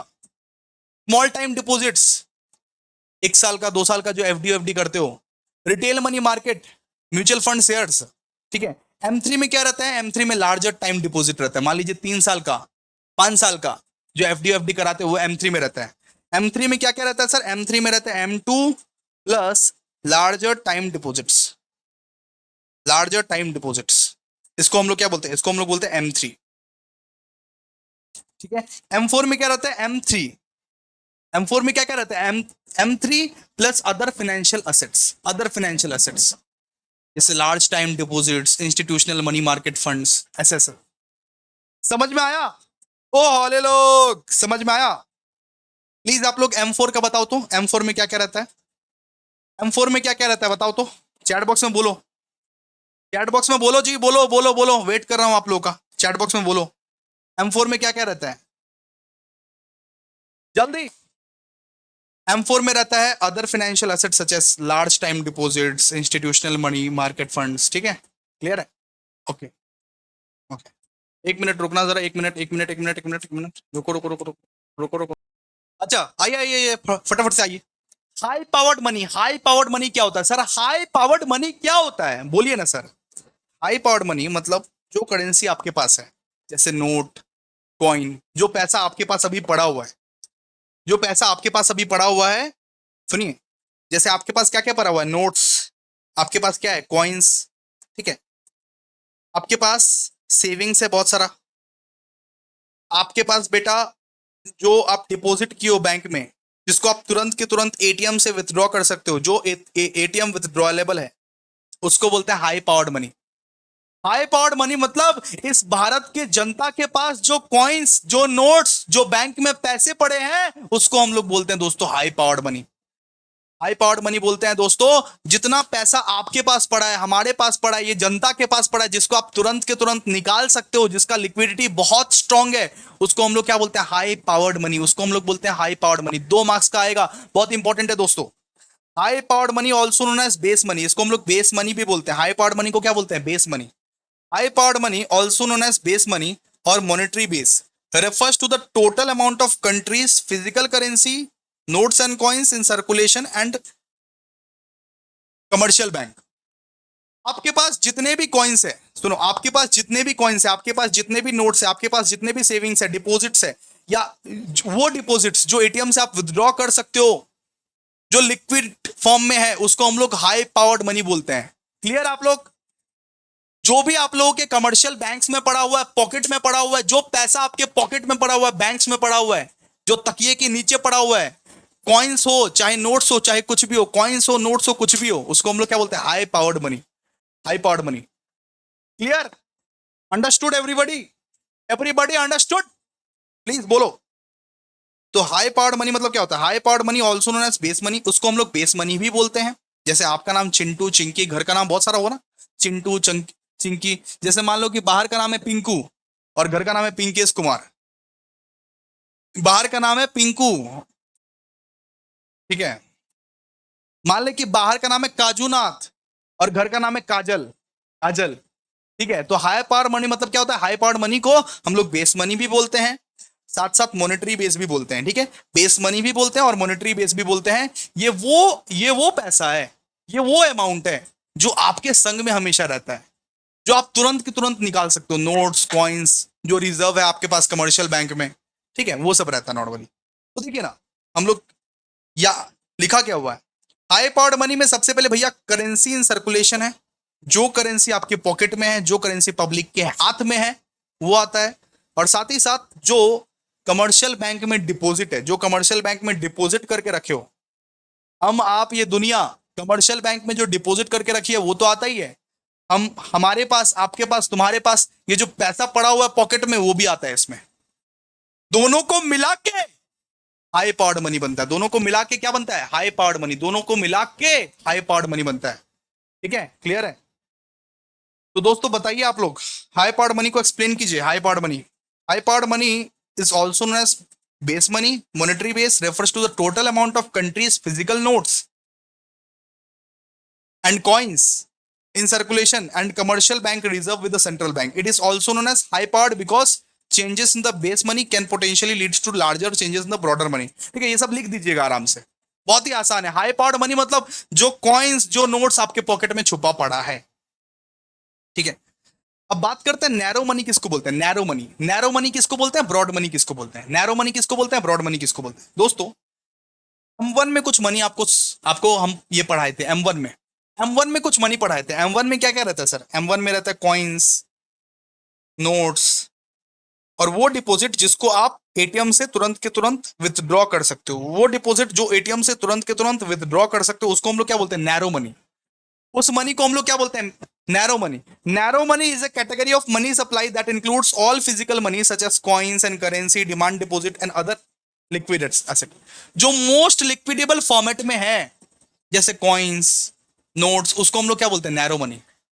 नैरो मनी मतलब जिसको आप तुरंत के तुरंत कैश में कन्वर्ट कर सकते हैं। जिस भी मनी को तुम तुरंत के तुरंत कैश में, अभी के अभी, अभी बोला तो अभी, तुरंत के तुरंत जिसको कैश में कन्वर्ट कर सकता है, उसको हम लोग बोलते हैं नैरो मनी। जैसे तुम्हारे पास कॉइन्स रहता है, कैश रहता है, तो तुम तुरंत के तुरंत निकालता है ना। नैरो मनी क्या है? नैरो मनी M1 M0 में आता है। M1 M0 मतलब वो टाइप का मनी जो सबसे मोस्ट लिक्विडेबल फॉर्म ऑफ मनी है, जो सबसे मोस्ट लिक्विडेबल फॉर्म ऑफ मनी है। यहां पे लिखा भी हुआ है, the narrow money definition of money supply is a measure of valuable coin and notes in circulation and other equivalent that are easily convertible into cash such as short term deposit in the banking system। जिसको आप तुरंत के तुरंत आराम से अभी के अभी कन्वर्ट कर सकते हो कैश में। जिस भी मनी को आप तुरंत के तुरंत कन्वर्ट कर सकते हो कैश में, उसको हम लोग क्या बोलते हैं? Narrow money. और M2 M3 M4 के मनी को हम लोग क्या बोलते हैं? Broad money. जो मनी को निकालने में थोड़ा सा टाइम लगेगा, जो मनी को निकालने में थोड़ा सा टाइम लगेगा, उस मनी को हम लोग क्या बोलते हैं? Broad money. जो पैसा को थोड़ा सा निकालने में थोड़ा सा एक दिन का, 2 दिन का, 1 साल का, जो पैसे को निकालने में, कैश में कन्वर्ट करने में थोड़ा सा टाइम लगेगा, उसको हम लोग बोलते हैं ब्रॉड मनी। यहाँ पे डेफिनेशन लिखा हुआ है, आप लोग पढ़ सकते हो। In economics, broad money is a measure of the amount of money और money supply in national economy including both highly liquid है, जो हाईली लिक्विड है, जिस पैसा को निकालने में टाइम लगेगा, जिस पैसे को पैसे में कन्वर्ट करने में टाइम लगेगा, लेस लिक्विड फॉर्म है। M2, M3, M4 वाला जो कैटेगरी पड़ा ना, वो क्या है आपका? ये ब्रॉड मनी है, ब्रॉड मनी वाला कैटेगरी है। M1 वाला जो कैटेगरी पड़ा ना, वो नैरो मनी का वाला कैटेगरी है। ठीक है, क्लियर है? सब कोई प्लीज बोलो यार, समझ में आ रहा है कि नहीं? समझ में आ रहा ना भाई? मजा आ रहा ना? ओ हेलो, मजा आ रहा है ना सबको? नैरो मनी मतलब जो सबसे मोस्ट लिक्विड फॉर्म्स का है उसका। ब्रॉड मनी मतलब जो लिक्विड फॉर्म का नहीं है, जो लेस लिक्विड फॉर्म का है, उसको हम लोग बोलते हैं ब्रॉड मनी। एक बार ब्रॉड मनी को एक्सप्लेन करो तो चैट बॉक्स में। डिफरेंस को आप घर में पढ़ना, घर में पढ़ना, घर में पढ़ना। डिफरेंस जो है ना, उसको घर में पढ़ना। ठीक है, क्लियर है? ब्रॉड मनी एक्सप्लेन करो आप लोग, ब्रॉड मनी। अब एक बहुत ही इंपॉर्टेंट कंसेप्ट में हम लोग जाएंगे अभी, बहुत ज्यादा इंपॉर्टेंट कंसेप्ट, बहुत खूबसूरत सा, बहुत इंपॉर्टेंट कंसेप्ट कि मनी मल्टीप्लायर क्या होता है। जरा सुनना पड़ेगा आप लोगों को, जरा शांति से सुनना पड़ेगा आप लोगों को। सुनिए जरा ध्यान से, सुनिए जरा ध्यान से सुनिए। आप लोगों का डिपॉजिट किस तरीके से बैंकों में सर्कुलेट होता है पता है आप लोग को दोस्तों? आपके एक डिपॉजिट कितना सारा पैसा बना सकता है पता है मार्केट में? आपके एक डिपॉजिट के कारण कितना सारा पैसा बन सकता है मार्केट में, आपको पता है? इस चीज को दोस्तों हम लोग बोलते हैं मनी मल्टीप्लायर। जरा सुनिएगा, मनी मल्टीप्लायर का कंसेप्ट चालू कर रहे हैं। सुनने बोले हैं अभी हम लोग, आप लोगों को सुनने बोले हैं। चैट बॉक्स एकदम ऑफ अभी, जब सवाल पूछे तब चैट बॉक्स ऑन रखिएगा आप लोग। सुनने बोले हैं, शांति से सुनो आप लोग, शांति से सुनो क्या बोल रहे हैं, सुनो। आप एक बैंक गए, कौन सा बैंक सर? आप मान लो SBI गए, कौन सा? SBI। SBI में जाके आपने 10,000 डिपॉजिट किया। SBI में जाके आपने 10,000 डिपॉजिट किया। SBI पता है क्या करेगा? SBI उसका 20% ना रिजर्व में रखेगा अपना। 20% क्या करेगा? 20% रिजर्व में रख देगा और बाकी पैसा ना लोन दे देगा, बाकी पैसा लोन दे देगा दूसरे को। मान लो कि आप मिस्टर ए हो, सुनो, मिस्टर ए SBI गए, मिस्टर ए SBI जाके 10,000 का डिपॉजिट करके आए। ठीक है, SBI ने क्या किया? 2,000 लोन पे रखा, नहीं वो 2,000 रिजर्व पे रखा, अपना बैंक में रिजर्व में रखा 2,000, और बाकी 8,000 को मिस्टर बी को लोन दे दिया। मिस्टर बी को लोन दे दिया। वापस सुनो, वापस सुनो। SBI में गया मिस्टर ए, वो 10,000 लेके गया और 10,000 डिपॉजिट कर दिया। SBI ने क्या किया? SBI ने 2,000 का रिजर्व रखा और 8,000 मिस्टर बी को लोन दे दिया। ठीक है, अब आपको, आप ये एज्यूम करो, अब आपको अगर लोन मिल जाएगा, अब आपको अगर एक बैंक से लोन मिल जाएगा, तो आप वापस किसी दूसरे बैंक में डिपॉजिट करोगे ना, जब तक आपको वो पैसा लगता नहीं है। आपको 50 लाख का लोन मिलेगा, तो क्या 50 लाख आज के आज ही लग जाने वाला है? नहीं, नहीं। तो 50 लाख आप अपने घर में नहीं रखोगे, बिकॉज सेफ नहीं है वो। आप दूसरे बैंक में जाओगे, दूसरे बैंक में रखोगे। ठीक है, तो मिस्टर ए ने क्या किया? मिस्टर ए ने 10,000 का डिपॉजिट लिया।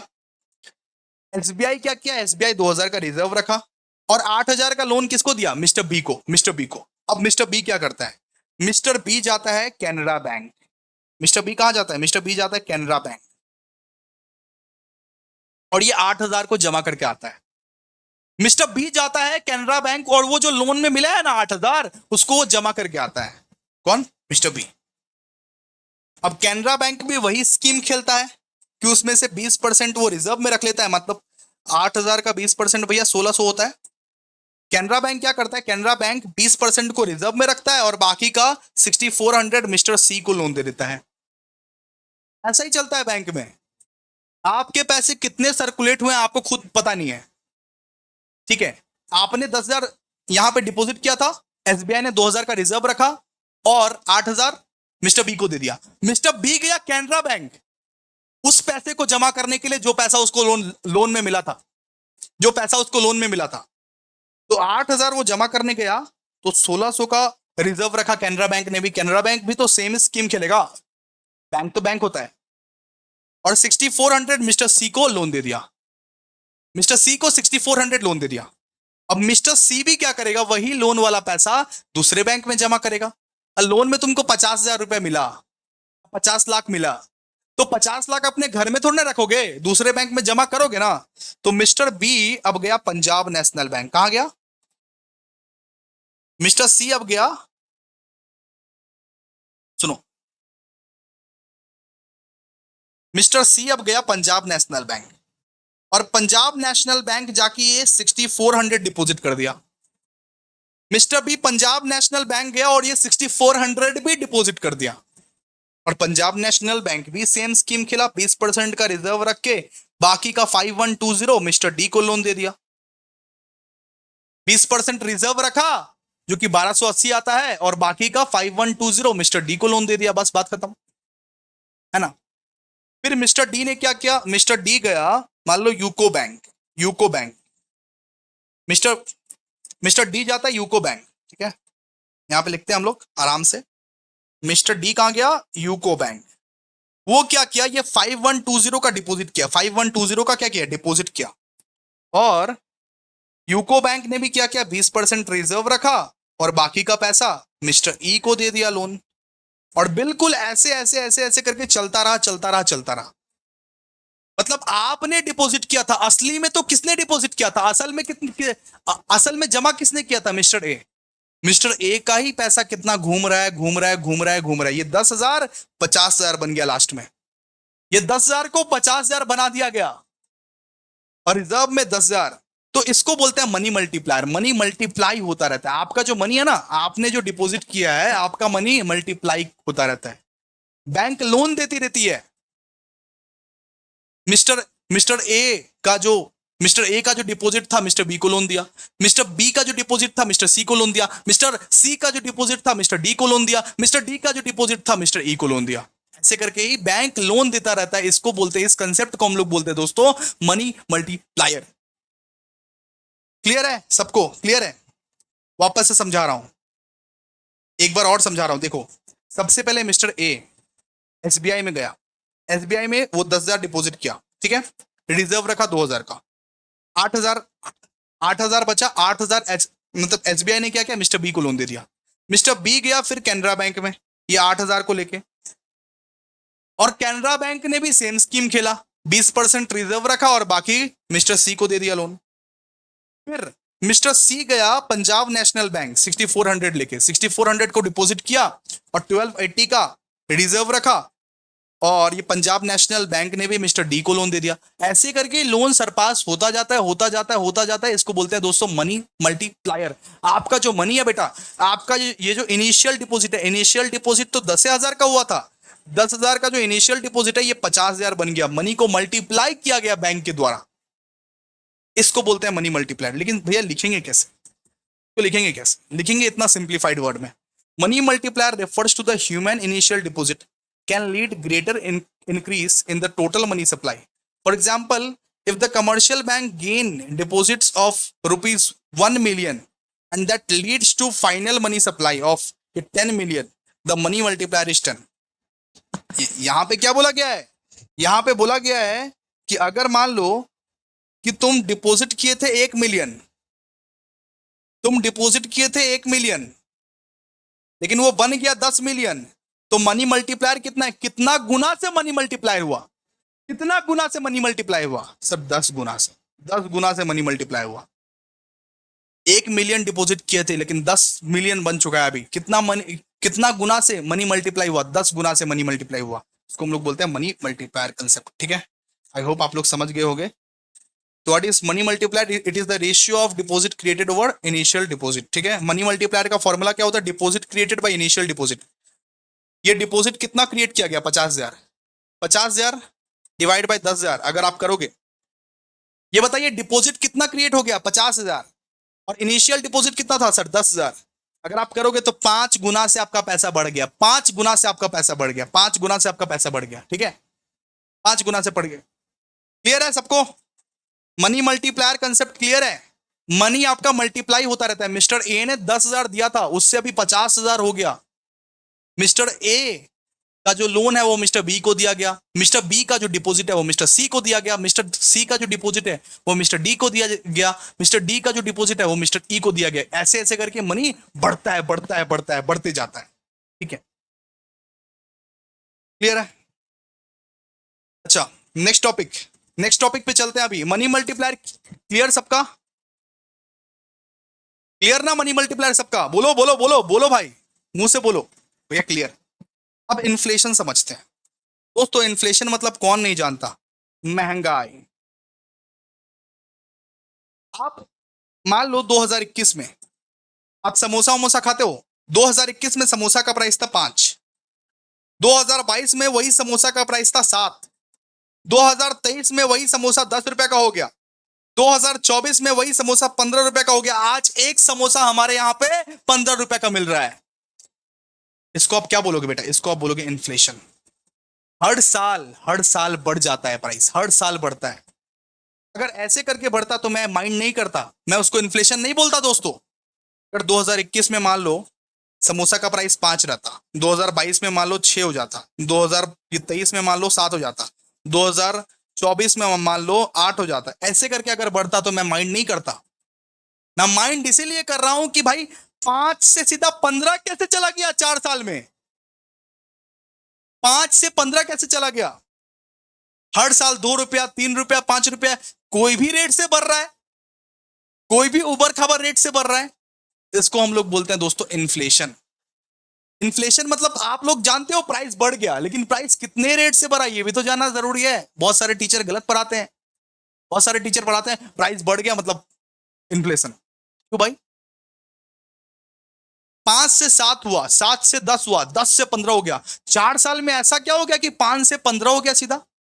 कौन सा साल में कितना रेट बढ़ रहा है उसका कोई ठीक ठिकाना नहीं है। इसको बोलते हैं बेटा इन्फ्लेशन। इसको हम लोग बोलते हैं इन्फ्लेशन। जब तब दाम बढ़ जाना, जो तो कारण में दाम बढ़ जाना, ठीक है, उसको बोलते हैं इन्फ्लेशन। तो inflation is defined as a sustained increase in the aggregate price level. Inflation means a rising price level. Money is high level of prices is not called inflation because price may be stable at high level. मतलब यहां पे यही बोला गया है कि inflation का मतलब ये नहीं कि हर साल 1-1 रुपया करके बढ़ रहा है मतलब इन्फ्लेशन हो रहा है। नहीं भाई, हर साल जब तब बढ़ जा रहा है, जो तो रेट से बढ़ रहा है उसको हम लोग क्या बोलते हैं? उसको हम लोग बोलते हैं इन्फ्लेशन। इन्फ्लेशन मतलब प्राइस बढ़ जाना, लेकिन जो तो रेट में बढ़ रहा है, जैसे तैसे बढ़ रहा है, उसको हम लोग क्या बोलते हैं? उसको हम लोग बोलते हैं इन्फ्लेशन। ठीक है, whenever rise in the price level there is an inflation. जब भी एक प्राइस लेवल पे राइज आता है ना, इन्फ्लेशन हो जाता है। इन्फ्लेशन तो हो जाता है। ठीक है, इन्फ्लेशन का मतलब समझ गए? इन्फ्लेशन मतलब महंगाई, अचानक से महंगाई आ गई। आए दिन दूध का दाम बढ़ता रहता है, आए दिन आलू का दाम बढ़ता रहता है। ये सब क्या है? इन्फ्लेशन। आए दिन क्यों बढ़ेगा? एक फिक्स टाइम में बढ़ेगा ना, 1 रुपया करके बढ़ेगा, 2 रुपया करके बढ़ेगा, एक ही बार में 50-50 रुपया करके बढ़ जा रहा है। क्यों? इसको बोलते हैं इन्फ्लेशन हम लोग। ठीक है, अचानक से। इन्फ्लेशन का मतलब क्या हुआ बेटा? इन्फ्लेशन का मतलब अचानक से प्राइस बढ़ा दिया। जब मन तब प्राइस बढ़ा देगा, जो रेट से वो प्राइस बढ़ा देगा, उसको हम लोग बोलते हैं इन्फ्लेशन। उसको हम लोग बोलते हैं इन्फ्लेशन। क्लियर है? क्लियर है आप लोगों को ये कंसेप्ट? अब देखो, इतना डिटेल नहीं जा सकते। इतना डिटेल अगर जाएंगे तो एक एक चैप्टर कंप्लीट करते करते 4-4 घंटा लग जाएगा। ठीक है, ऑलरेडी डिटेल में ही आप लोग को समझा रहे हैं, पढ़ा रहे हैं। पढ़िए जरा ध्यान से। अब हम लोग पढ़ने वाले हैं बेटा types of inflation. What sir, what types of inflation? सबसे पहला टाइप होता है दोस्तों demand pull inflation. Demand pull inflation, demand pull inflation. देखिए,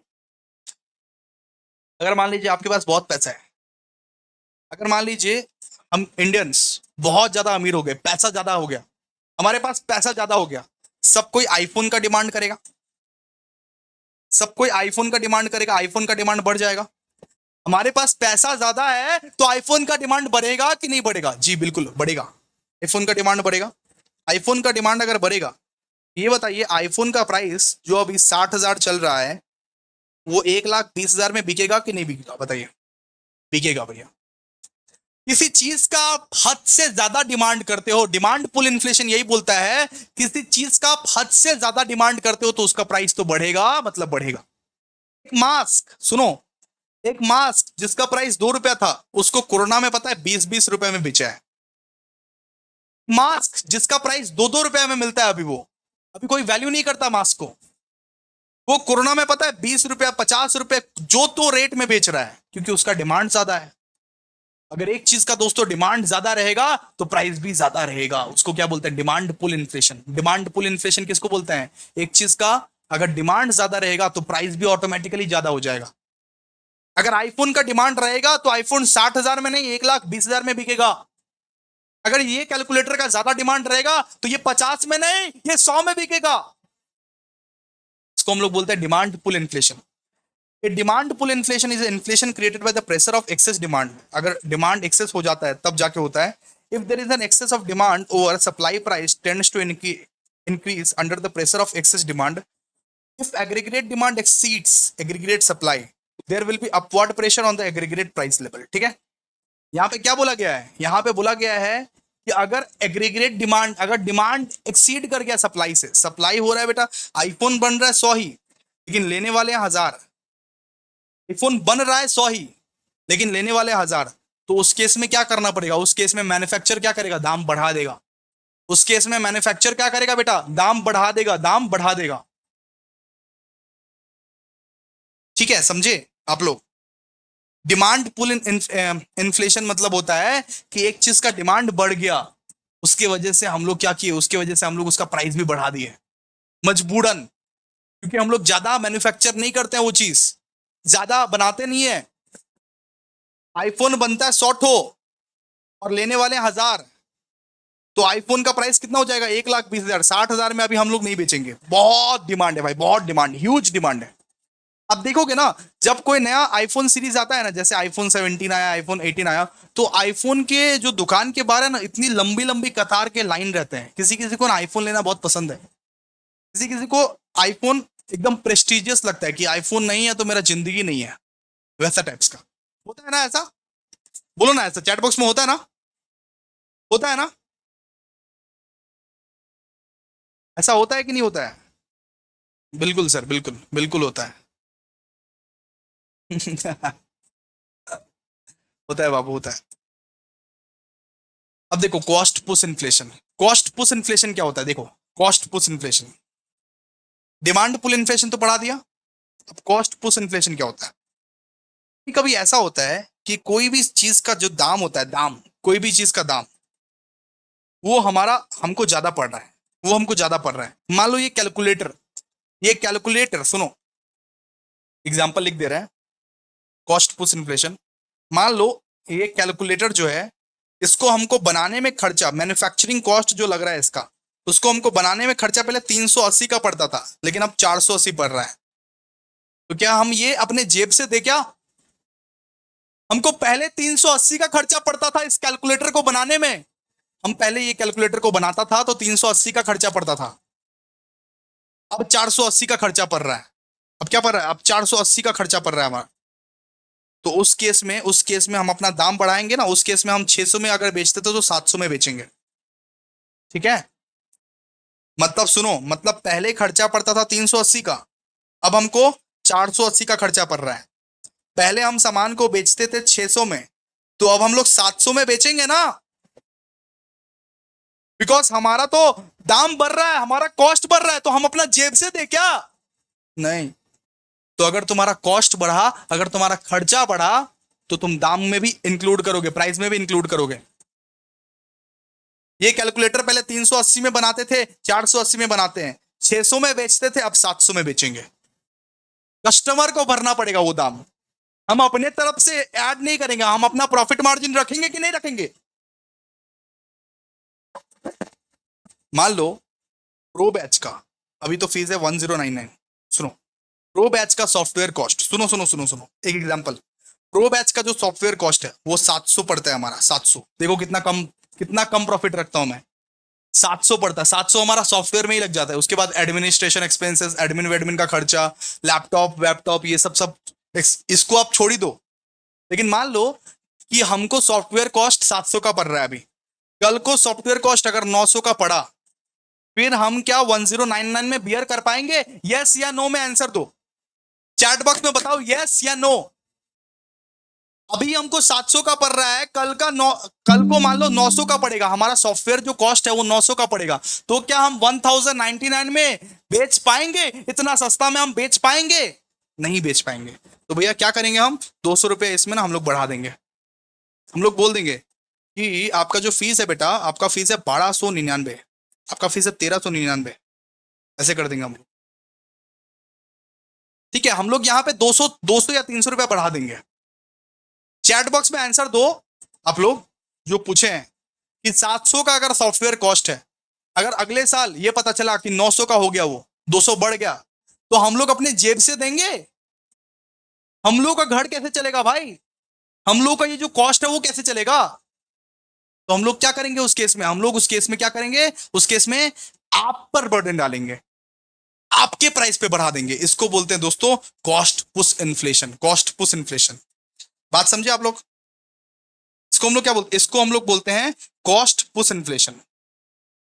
ठीक है, if there is an increase in the cost of production of commodities due to the rise in the price of input used in the production process, it is shown as the rise in the average and marginal cost of production।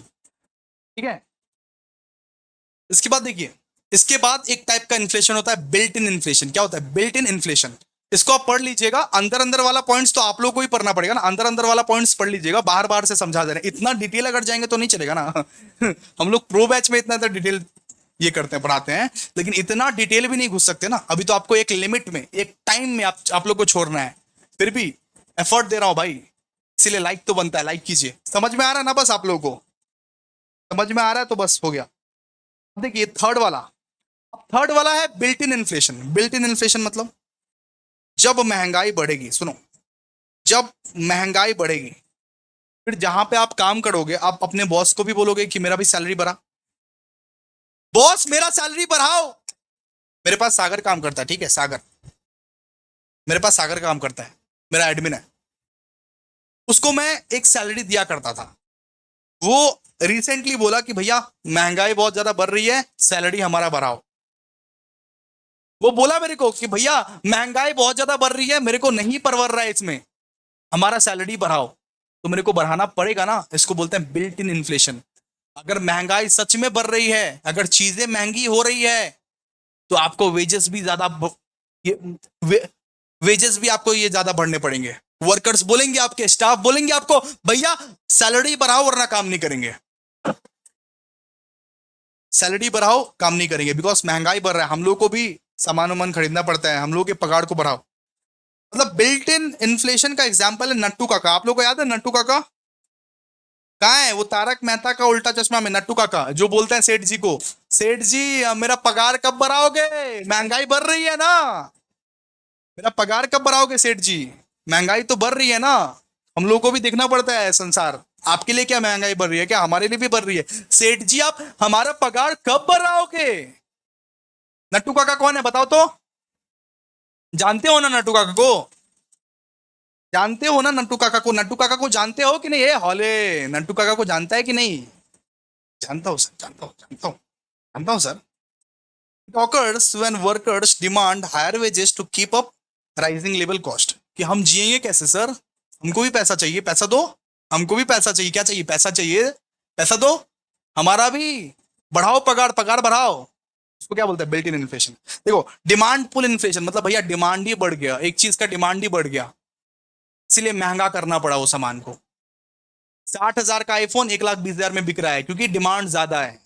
Cost push inflation, खर्चा ज्यादा है भैया, खर्चा ज्यादा हो गया, तो ये खर्चे का बर्डन हम नहीं लेंगे ना, ये खर्चे आप पे डालेंगे। Built in inflation, built in inflation मतलब नट्टू काका, नट्टू काका बोलता है सर जी हमारा पगार बढ़ाओ, सेठ जी, सेठ जी हमारा पगार बढ़ाओ, बहुत ज्यादा महंगाई है। ठीक है, क्लियर है? ठीक है, ओके। अब देखिए कॉस्ट, अब देखिए causes of demand pull inflation. Demand pull inflation से क्या होता है, डिमांड पुल इन्फ्लेशन से होता क्या है सर, होता क्या है? A growing economy, when customers feel confident they will spend more, it take on more debt, by this leads to steady increase in the demand which means higher price। मतलब economy grow करती है, economy unnecessarily grow करती है, मतलब demand pull inflation कब आता है? जब कस्टमर के पास ज्यादा पैसा आता है, सुनिए ना, जब कस्टमर के पास ज्यादा पैसा आता है, कस्टमर के साथ ज्यादा पैसा आ गया, वो क्या करेगा? ज्यादा लोन लेगा। इसका मतलब वो ज्यादा लोन लिया है, लोन लिया है इसका मतलब वो सामान ज्यादा खरीदेगा, डिमांड ज्यादा करेगा। और डिमांड ज्यादा करेगा तो इकोनॉमी तो ग्रो करेगी, लेकिन वो धुंधला धुंधला ग्रो करेगी। ग्रो तो करेगी, लेकिन वो वैसा टाइप्स का ग्रो नहीं करेगी, अननेसेसरली ग्रो करेगी, अननेसेसरली। असेट इन्फ्लेशन की वजह से होता है a sudden rise in exports which translates an undervaluation of the involved currencies. मतलब ये करेंसीज का जो अंडर वैल्यूएशन हो जाएगा, ये जो करेंसीज हम लोग वापरते हैं, ये जो करेंसीज हम लोग यूज करते हैं, उसका ना अंडर वैल्यूएशन हो जाएगा। अब क्यों हो जाएगा ये तो हम लोग नॉर्मल क्लास में बेटर समझाए हैं, ठीक है, इतना टाइम नहीं है, आराम आराम से जल्दी जल्दी करके करना है, ठीक है। असेट इन्फ्लेशन मतलब क्या है? असेट इन्फ्लेशन मतलब ये जो करेंसीज है ना, उसका ना वैल्यूएशन हमारा कम जाएगा। Inflation expectations. Forecast and expectations where company increase that price to go on with the flow of the expected price. ठीक है, तो फोरकास्ट या एक्सपेक्टेशंस जो होती है नॉर्मली कंपनीज की, उससे अगर ज्यादा प्राइस लेवल चला गया, उससे क्या होता है? हमारा डिमांड पुल इन्फ्लेशन होता है। मतलब हमने एक्सपेक्ट किया था कि 50 बिकेंगे, 50 आईफोन बिकेंगे, लेकिन बिक गया 500। हमारे एक्सपेक्टेशन से ऊपर चला गया ना, एक्सपेक्टेशन से ऊपर चला गया तो भैया प्राइस बढ़ाओ, सीधा सा बात है। हमने सोच के रखा था 50 आईफोन बनेंगे, तो 50 का ही हमने ऑर्डर दिया था, अब बिक गए 500। अब कस्टमर आ गए 500, डिमांड ज्यादा है तो हमारा एक्सपेक्टेशन से बाहर है ना, तो भैया प्राइस बढ़ाओ, सीधा सा बात है, प्राइस बढ़ाओ। बहुत सारे कोचिंग इंस्टीट्यूट्स क्या करते हैं, हम नहीं करते हैं, ठीक है, हम नहीं करते हैं, हमारे पास 1500 का। बहुत सारे कोचिंग इंस्टीट्यूट्स का रियल एग्जांपल देता हूं। वो देखिए कि उनके डिमांड्स बहुत ज्यादा है। जैसे उन्होंने सोचा कि हमारे पास सिर्फ 200 बच्चे आएंगे, लेकिन आ गए उनके पास 2000 बच्चे, तो वो क्या करेंगे ना, प्राइजेस को और ज्यादा कर देंगे, प्राइजेस को और ज्यादा कर देंगे। भाई डिमांड है हमारे पास, हम तो महंगे भी बेचेंगे तभी लोग खरीदेंगे, ठीक है। 200 स्टूडेंट उन्होंने सोचा था, लेकिन अब 2000 स्टूडेंट जब आ गए तो प्राइजेस को क्या कर देंगे, ज्यादा कर देंगे, कि डिमांड है हमारे पास। तो इसको हम लोग क्या बोलते हैं? Inflation expectations. इन्फ्लेशन के एक्सपेक्टेशंस में कुछ भी। More money in the system. ज्यादा मनी अगर रहेगा, अगर सिस्टम में, अगर मार्केट में ज्यादा मनी रहेगा, तो डिमांड क्या रहेगा? डिमांड भी ज्यादा रहेगा, ठीक है। एंड पॉपुलेशन ग्रोथ, पॉपुलेशन ज्यादा रहेगा, पॉपुलेशन अगर ज्यादा रहेगा तो एक चीज का डिमांड भी ज्यादा रहेगा। देखो ना, इंडिया का पॉपुलेशन इतना ज्यादा है कि आईफोन लॉन्च होते ही लंबी कतार का लाइन लग जाता है। कोई भी नया आईफोन आता है तो लंबी कतारों का लाइन लग जाता है। तो पॉपुलेशन अगर ज्यादा रहेगी तो ऑटोमेटिकली डिमांड ज्यादा ही रहेगा बेटा, डिमांड ज्यादा ही रहेगा, ठीक है। अच्छा, एक बच्चा बोल रहा था ब्रेक के लिए, ठीक है, तो ब्रेक ले लेते हैं, सुनो, ब्रेक ले लेते हैं 5 मिनट के लिए, ब्रेक ले लेते हैं 5 मिनट के लिए, ब्रेक हम लोग ले लेते हैं 5 मिनट के लिए। 5 मिनट में मिलते हैं हम लोग, ब्रेक 5 मिनट का। चलिए, ब्रेक ले लो 5 मिनट का, कोई दिक्कत नहीं है, रेस्ट कर लो।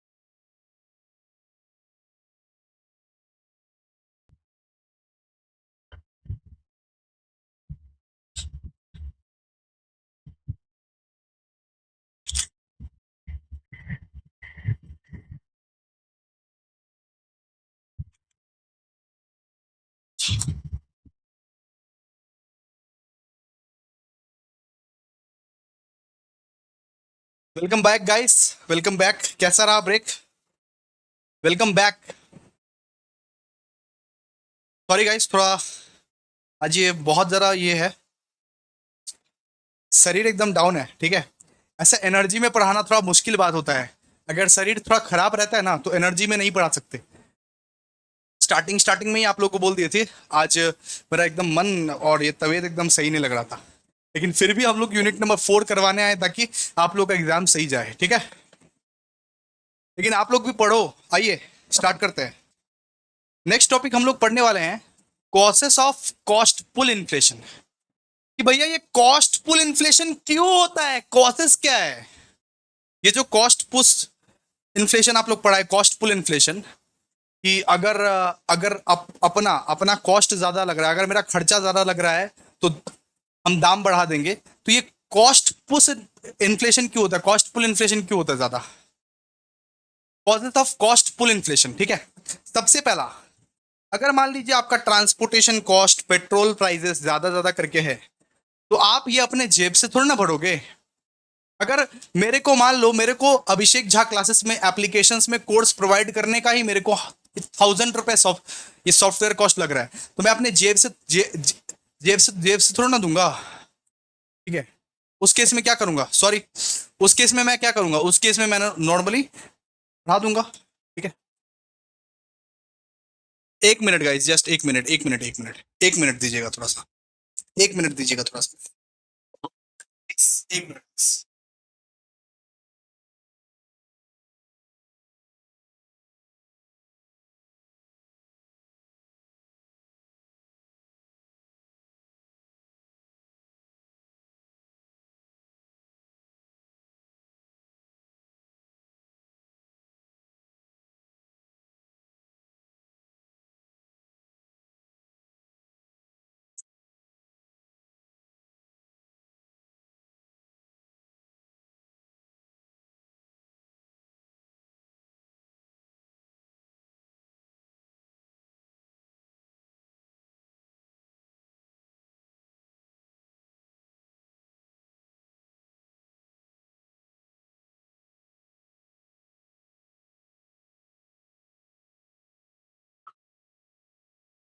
हाँ, तो हम लोग क्या पढ़ रहे थे, हम लोग पढ़ रहे थे cost pull inflation, cost pull inflation, ठीक है।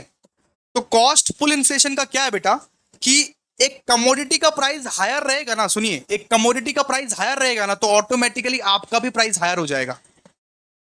वो प्रोड्यूसर अपने जेब से खर्चा नहीं करेगा ना। वो पेट्रोल प्राइस अगर मान लीजिए हायर रहेगा, उसका जो पेट्रोल प्राइस है, उसका ट्रांसपोर्टेशन कॉस्ट अगर हायर है, उसका सामान का कॉस्ट अगर ज्यादा हायर है। अब अभिषेक झा क्लासेस के एप्लीकेशन का ही अगर बात कर लें, अगर मेरा सॉफ्टवेयर का कॉस्ट 1000 रुपया है, तो मैं अपने जेब से नहीं भरूंगा ना, मैं भी तो अपने प्रॉफिट प्रॉफिट को रखूंगा। तो higher price of commodity, causes of cost pull inflation मतलब हायर प्राइस ऑफ कमोडिटी। सबसे पहला कॉज होता है हायर प्राइस ऑफ कमोडिटी। अगर तुम्हारे चीजों के दाम बढ़ेंगे तो तुम भी अपना दाम बढ़ाओगे, तुम्हारे चीजों के दाम बढ़ेंगे तो तुम भी अपना दाम बढ़ाओगे, तुम्हारा सामान का दाम बढ़ेगा तो तुम भी अपना दाम बढ़ाओगे।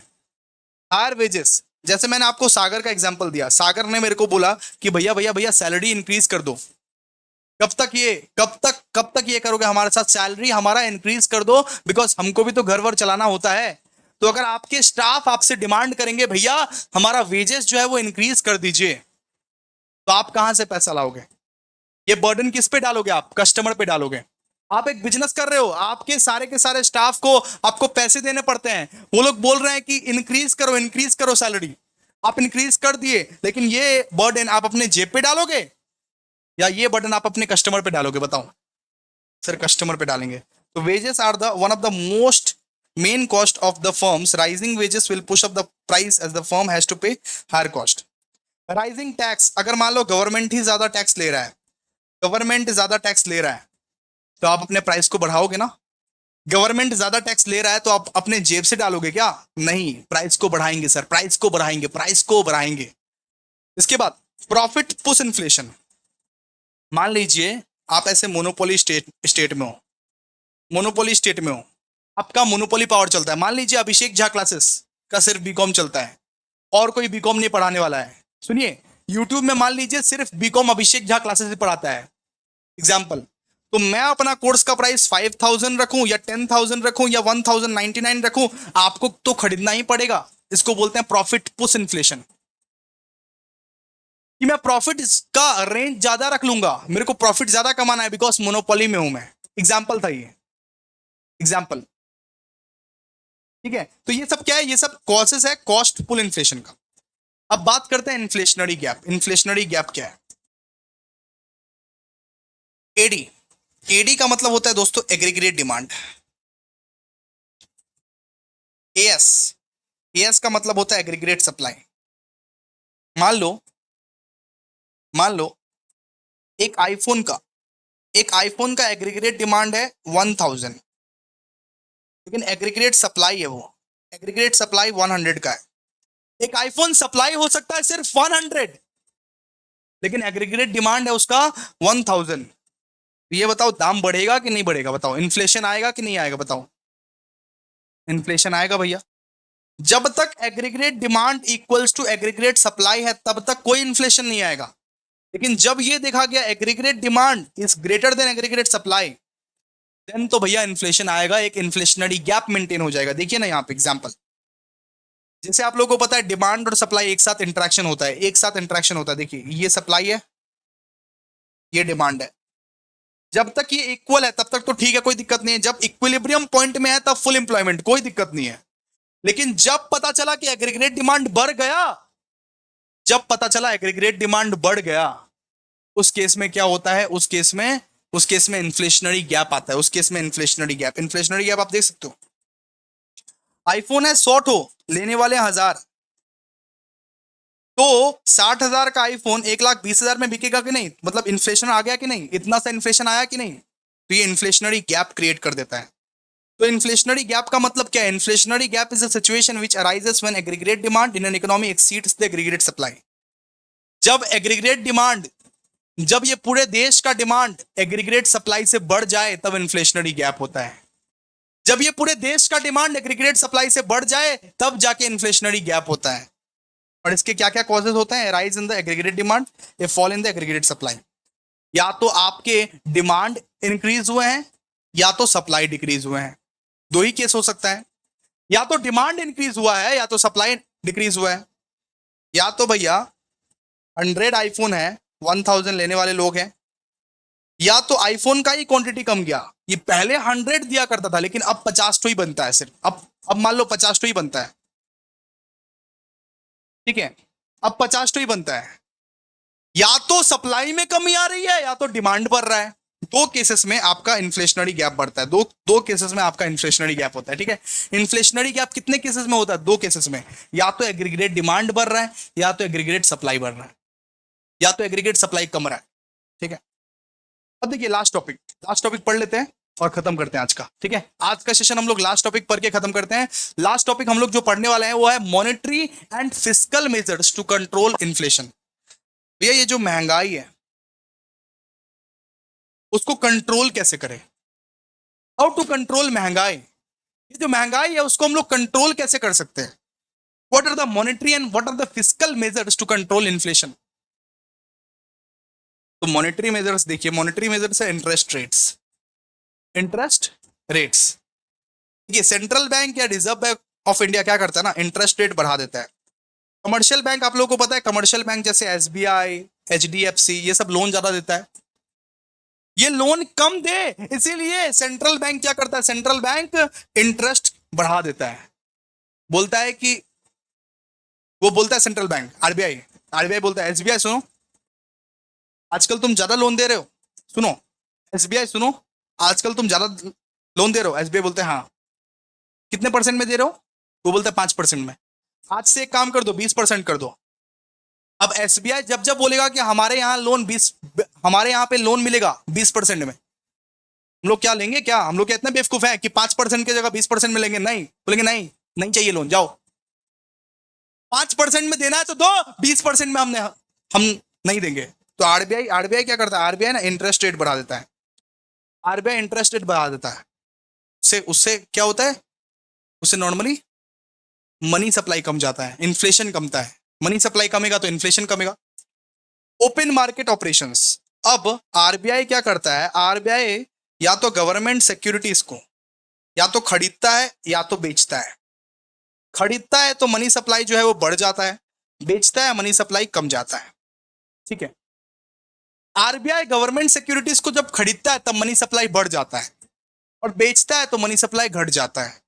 ठीक है, तो जब जब उसको लगता है कि मार्केट में बहुत ज्यादा पैसा आ गया है, बहुत ज्यादा इन्फ्लेशन हो रहा है, तो वो क्या करता है, मनी सप्लाई को सेल कर देता है। आरबीआई क्या करता है, मनी सप्लाई को सेल कर देता है, सेल कर देता है। अब इतना डिटेल में नहीं जा सकता। आरबीआई क्या करता है, मनी सप्लाई को, आरबीआई क्या करता है, सिक्योरिटीज को सेल कर देता है। मनी सप्लाई बोल रहा हूं, सिक्योरिटीज को सेल कर देता है, सिक्योरिटीज जो है उसको सेल कर देता है। ठीक है, रिजर्व रिक्वायरमेंट, कभी कभी ऐसा होता है, कभी कभी ऐसा होता है कि बैंक को ना ऑर्डर दिया जाता है, बैंक को आरबीआई ना ऑर्डर देता है, कमर्शियल बैंक को आरबीआई ऑर्डर ऑर्डर ऑर्डर देता है, सुनो, कि अब से तुम रिजर्व ज्यादा रखोगे अपने बैंक में, अब से तुम लोन नहीं दोगे, अब से तुम रिजर्व ज्यादा रखोगे। सीआरआर और एलआरआर का रेट बढ़ा देता है। मतलब एक कमर्शियल बैंक को अपने बैंक में भी कुछ रिजर्व रखना पड़ता है, रिजर्व रख के उसके बाद लोन दे सकता है। तो आरबीआई ऑर्डर देता है कि मनी सप्लाई ज्यादा हो रहा है, इन्फ्लेशन ज्यादा हो रहा है, सुन एसबीआई, सुन एचडीएफसी, सुन कोटक, अब से तू अपना बैंक में रिजर्व ज्यादा रखेगा, लोन कम देगा, रिजर्व ज्यादा रखेगा, पैसा ज्यादा रखेगा, लोन कम देगा, इससे होता है। और फिर डिस्काउंट रेट, डिस्काउंट रेट मतलब क्या होता है, raising the discount rate, the interest rate at which bank can borrow from the central bank. सुनो, कभी कभी ऐसा होता है सिचुएशन कि एसबीआई मान लो, एसबीआई मान लो आरबीआई से लोन मांगने गया, एसबीआई क्या, एसबीआई आरबीआई से लोन मांगने गया, उस केस में आरबीआई ये बोलता है कि हमको 20% चाहिए, सीधा फटका मारता है। आरबीआई बोलता है एसबीआई तुम तो बहुत लोन देता है ना, एक काम कर, हमसे लोन तो ले ले, लेकिन तुझको 20% करके देना पड़ेगा, 20% करके। उस डर से एसबीआई क्या करेगा, ज्यादा लोन नहीं लेगा, ज्यादा लोन नहीं लेगा तो ज्यादा लोन देगा भी नहीं। ठीक है, तो एसबीआई या एचडीएफसी या कोटक जब आरबीआई से लोन मांगने जाता है तो आरबीआई बोलता है कि 20% के रेट से तुमको इंटरेस्ट देना पड़ेगा, हमको ज्यादा रेट से दो, बिकॉज तुम बहुत ज्यादा लोन देता है। इतना ज्यादा लोन अगर देगा तो मार्केट का हालत बिगड़ जाएगा, इन्फ्लेशन आ जाएगा, नहीं चाहिए। तो आरबीआई, तो एसबीआई एसबीआई यहां पे ये बोलता है कि ठीक है कोई बात नहीं, लोन हमको कम ही चाहिए, तो कम लोन लेगा तो कम लोन देगा। अगर एसबीआई कम लोन लेगा आरबीआई से, आरबीआई से कम लोन लेगा तो कस्टमर्स को कम लोन देगा, सीधा सा बात है। ये सब क्या, ये सब मॉनेटरी मेजर्स है, मॉनेटरी मेजर्स। फिस्कल मेजर्स क्या क्या है, फिस्कल मेजर्स मतलब गवर्नमेंट क्या क्या कर सकता है, गवर्नमेंट क्या क्या कर सकता है। सबसे पहले गवर्नमेंट अपना स्पेंडिंग को रिड्यूस कर सकता है। गवर्नमेंट जो इतना खर्चा करता है उस खर्चे को अगर रिड्यूस कर देगा ना तो मनी सप्लाई कम जाएगा। गवर्नमेंट अपना स्पेंडिंग को रिड्यूस करेगा तो मनी सप्लाई कमेगा, अच्छी बात है ना ये। फिर टैक्सेशन, गवर्नमेंट क्या कर सकता है, टैक्स ज्यादा ले सकता है। अगर अगर गवर्नमेंट टैक्स लेगा, अगर गवर्नमेंट टैक्स लेगा तो लोग बेफिजूल का खर्चा नहीं करेंगे, मनी सप्लाई बढ़ जाएगा, मनी सप्लाई घट जाएगा। अगर गवर्नमेंट ज्यादा ज्यादा करके टैक्स लेगा तो मनी सप्लाई घट जाएगा, बेफिजूल का लोग टैक्स मतलब ये खर्चा वर्चा नहीं करेंगे, बेफिजूल का खर्चा वर्चा नहीं करेंगे। फिर अब गवर्नमेंट क्या कर सकता है, वो बॉन्ड इशू कर सकता है। बॉन्ड इशू करता है ना, लोग बावले हो जाते हैं। अब गवर्नमेंट बॉन्ड इशू करता है ना तो लोग बावले हो जाते हैं, लोग उसको खरीदने के लिए, लोग उसको खरीदने के लिए बावले हो जाते हैं। तो लोग अपना पैसा उसमें इन्वेस्ट करेंगे, पैसा उनमें मतलब उस बॉन्ड में इन्वेस्ट करेंगे, तो फालतू फालतू का जो एक्सपेंडिचर कर रहे हैं वो सब बंद हो जाएगा उनका। ठीक है, अगर अगर वो बॉन्ड इशू करती है तो लोग बावले हो जाते हैं। उससे क्या होता है, उससे वो इन्वेस्ट करेंगे, वो कस्टमर्स इन्वेस्ट करेंगे गवर्नमेंट बॉन्ड्स पे, और गवर्नमेंट बॉन्ड्स पे इन्वेस्ट करेंगे तो उनका जो मनी सप्लाई है, उनका जो मनी सप्लाई है, वो जो उड़ रहे हैं पैसा को लेके, उड़ना बंद हो जाएगा। सब्सिडी रिडक्शन, जैसे कि आप लोगों को पता है 1000 रुपए करके लुखिर भांडार करके मिलता है, अलग अलग सब्सिडीज मिलता है अलग अलग जन को। अगर मान लीजिए मार्केट में बहुत ज्यादा पैसा घूम रहा है तो अब गवर्नमेंट क्या कर सकती है ना, सब्सिडी देना बंद कर दो, लुखिर भांडार बंद कर दो, सब्सिडी देना बंद कर दो। ठीक है, तो गवर्नमेंट क्या कर सकती है कि गवर्नमेंट बंद कर देगी सब्सिडी देना, नहीं देंगे तुमको सब्सिडी, जाओ। Reducing subsidies can increase prices, which may initially seem, but you can help control inflation by reducing fiscal deficit and excessive demand. सीधा सा बात है। ठीक है, तो गवर्नमेंट सब्सिडी को रिड्यूस कर सकती है। ठीक है, अब देखिए जरा ध्यान से, अब संजीवनी बूटी चलते हैं, संजीवनी बूटी, संजीवनी बूटी चलते हैं, संजीवनी बूटी आइए। हम लोग डिफाइंड मनी ऑलरेडी कर लिए है ना। ब्रॉड मनी क्या होता है, देखिए ब्रॉड मनी मतलब M3 M4 का मनी। M3 और M4 का जो मनी होता है ना, उसको ही हम लोग ब्रॉड मनी बोलते हैं, जिसको आप लोग लिक्विड आसानी से नहीं कर सकते हो। जो मनी को लिक्विड आसानी से नहीं कर सकते हैं, M3 M4 का मनी हो, उसको हम लोग क्या बोलते हैं, broad money. Narrow money already कर लिए, ठीक है। हाई पावर्ड मनी ऑलरेडी कर लिए। हाई पावर्ड मनी एक बार बोलो तो चैट बॉक्स में, हाई पावर्ड मनी किसको बोलते हैं, एक बार बोलो तो चैट बॉक्स में, जल्दी जल्दी जल्दी जल्दी बोलो। इन्फ्लेशन भी कर लिए, इन्फ्लेशनरी गैप भी कर लिए। डिफ्लेशनरी गैप क्या होता है, डिफ्लेशनरी गैप सुनिए, एग्रीगेट डिमांड ज्यादा होता है तो इन्फ्लेशनरी गैप होता है।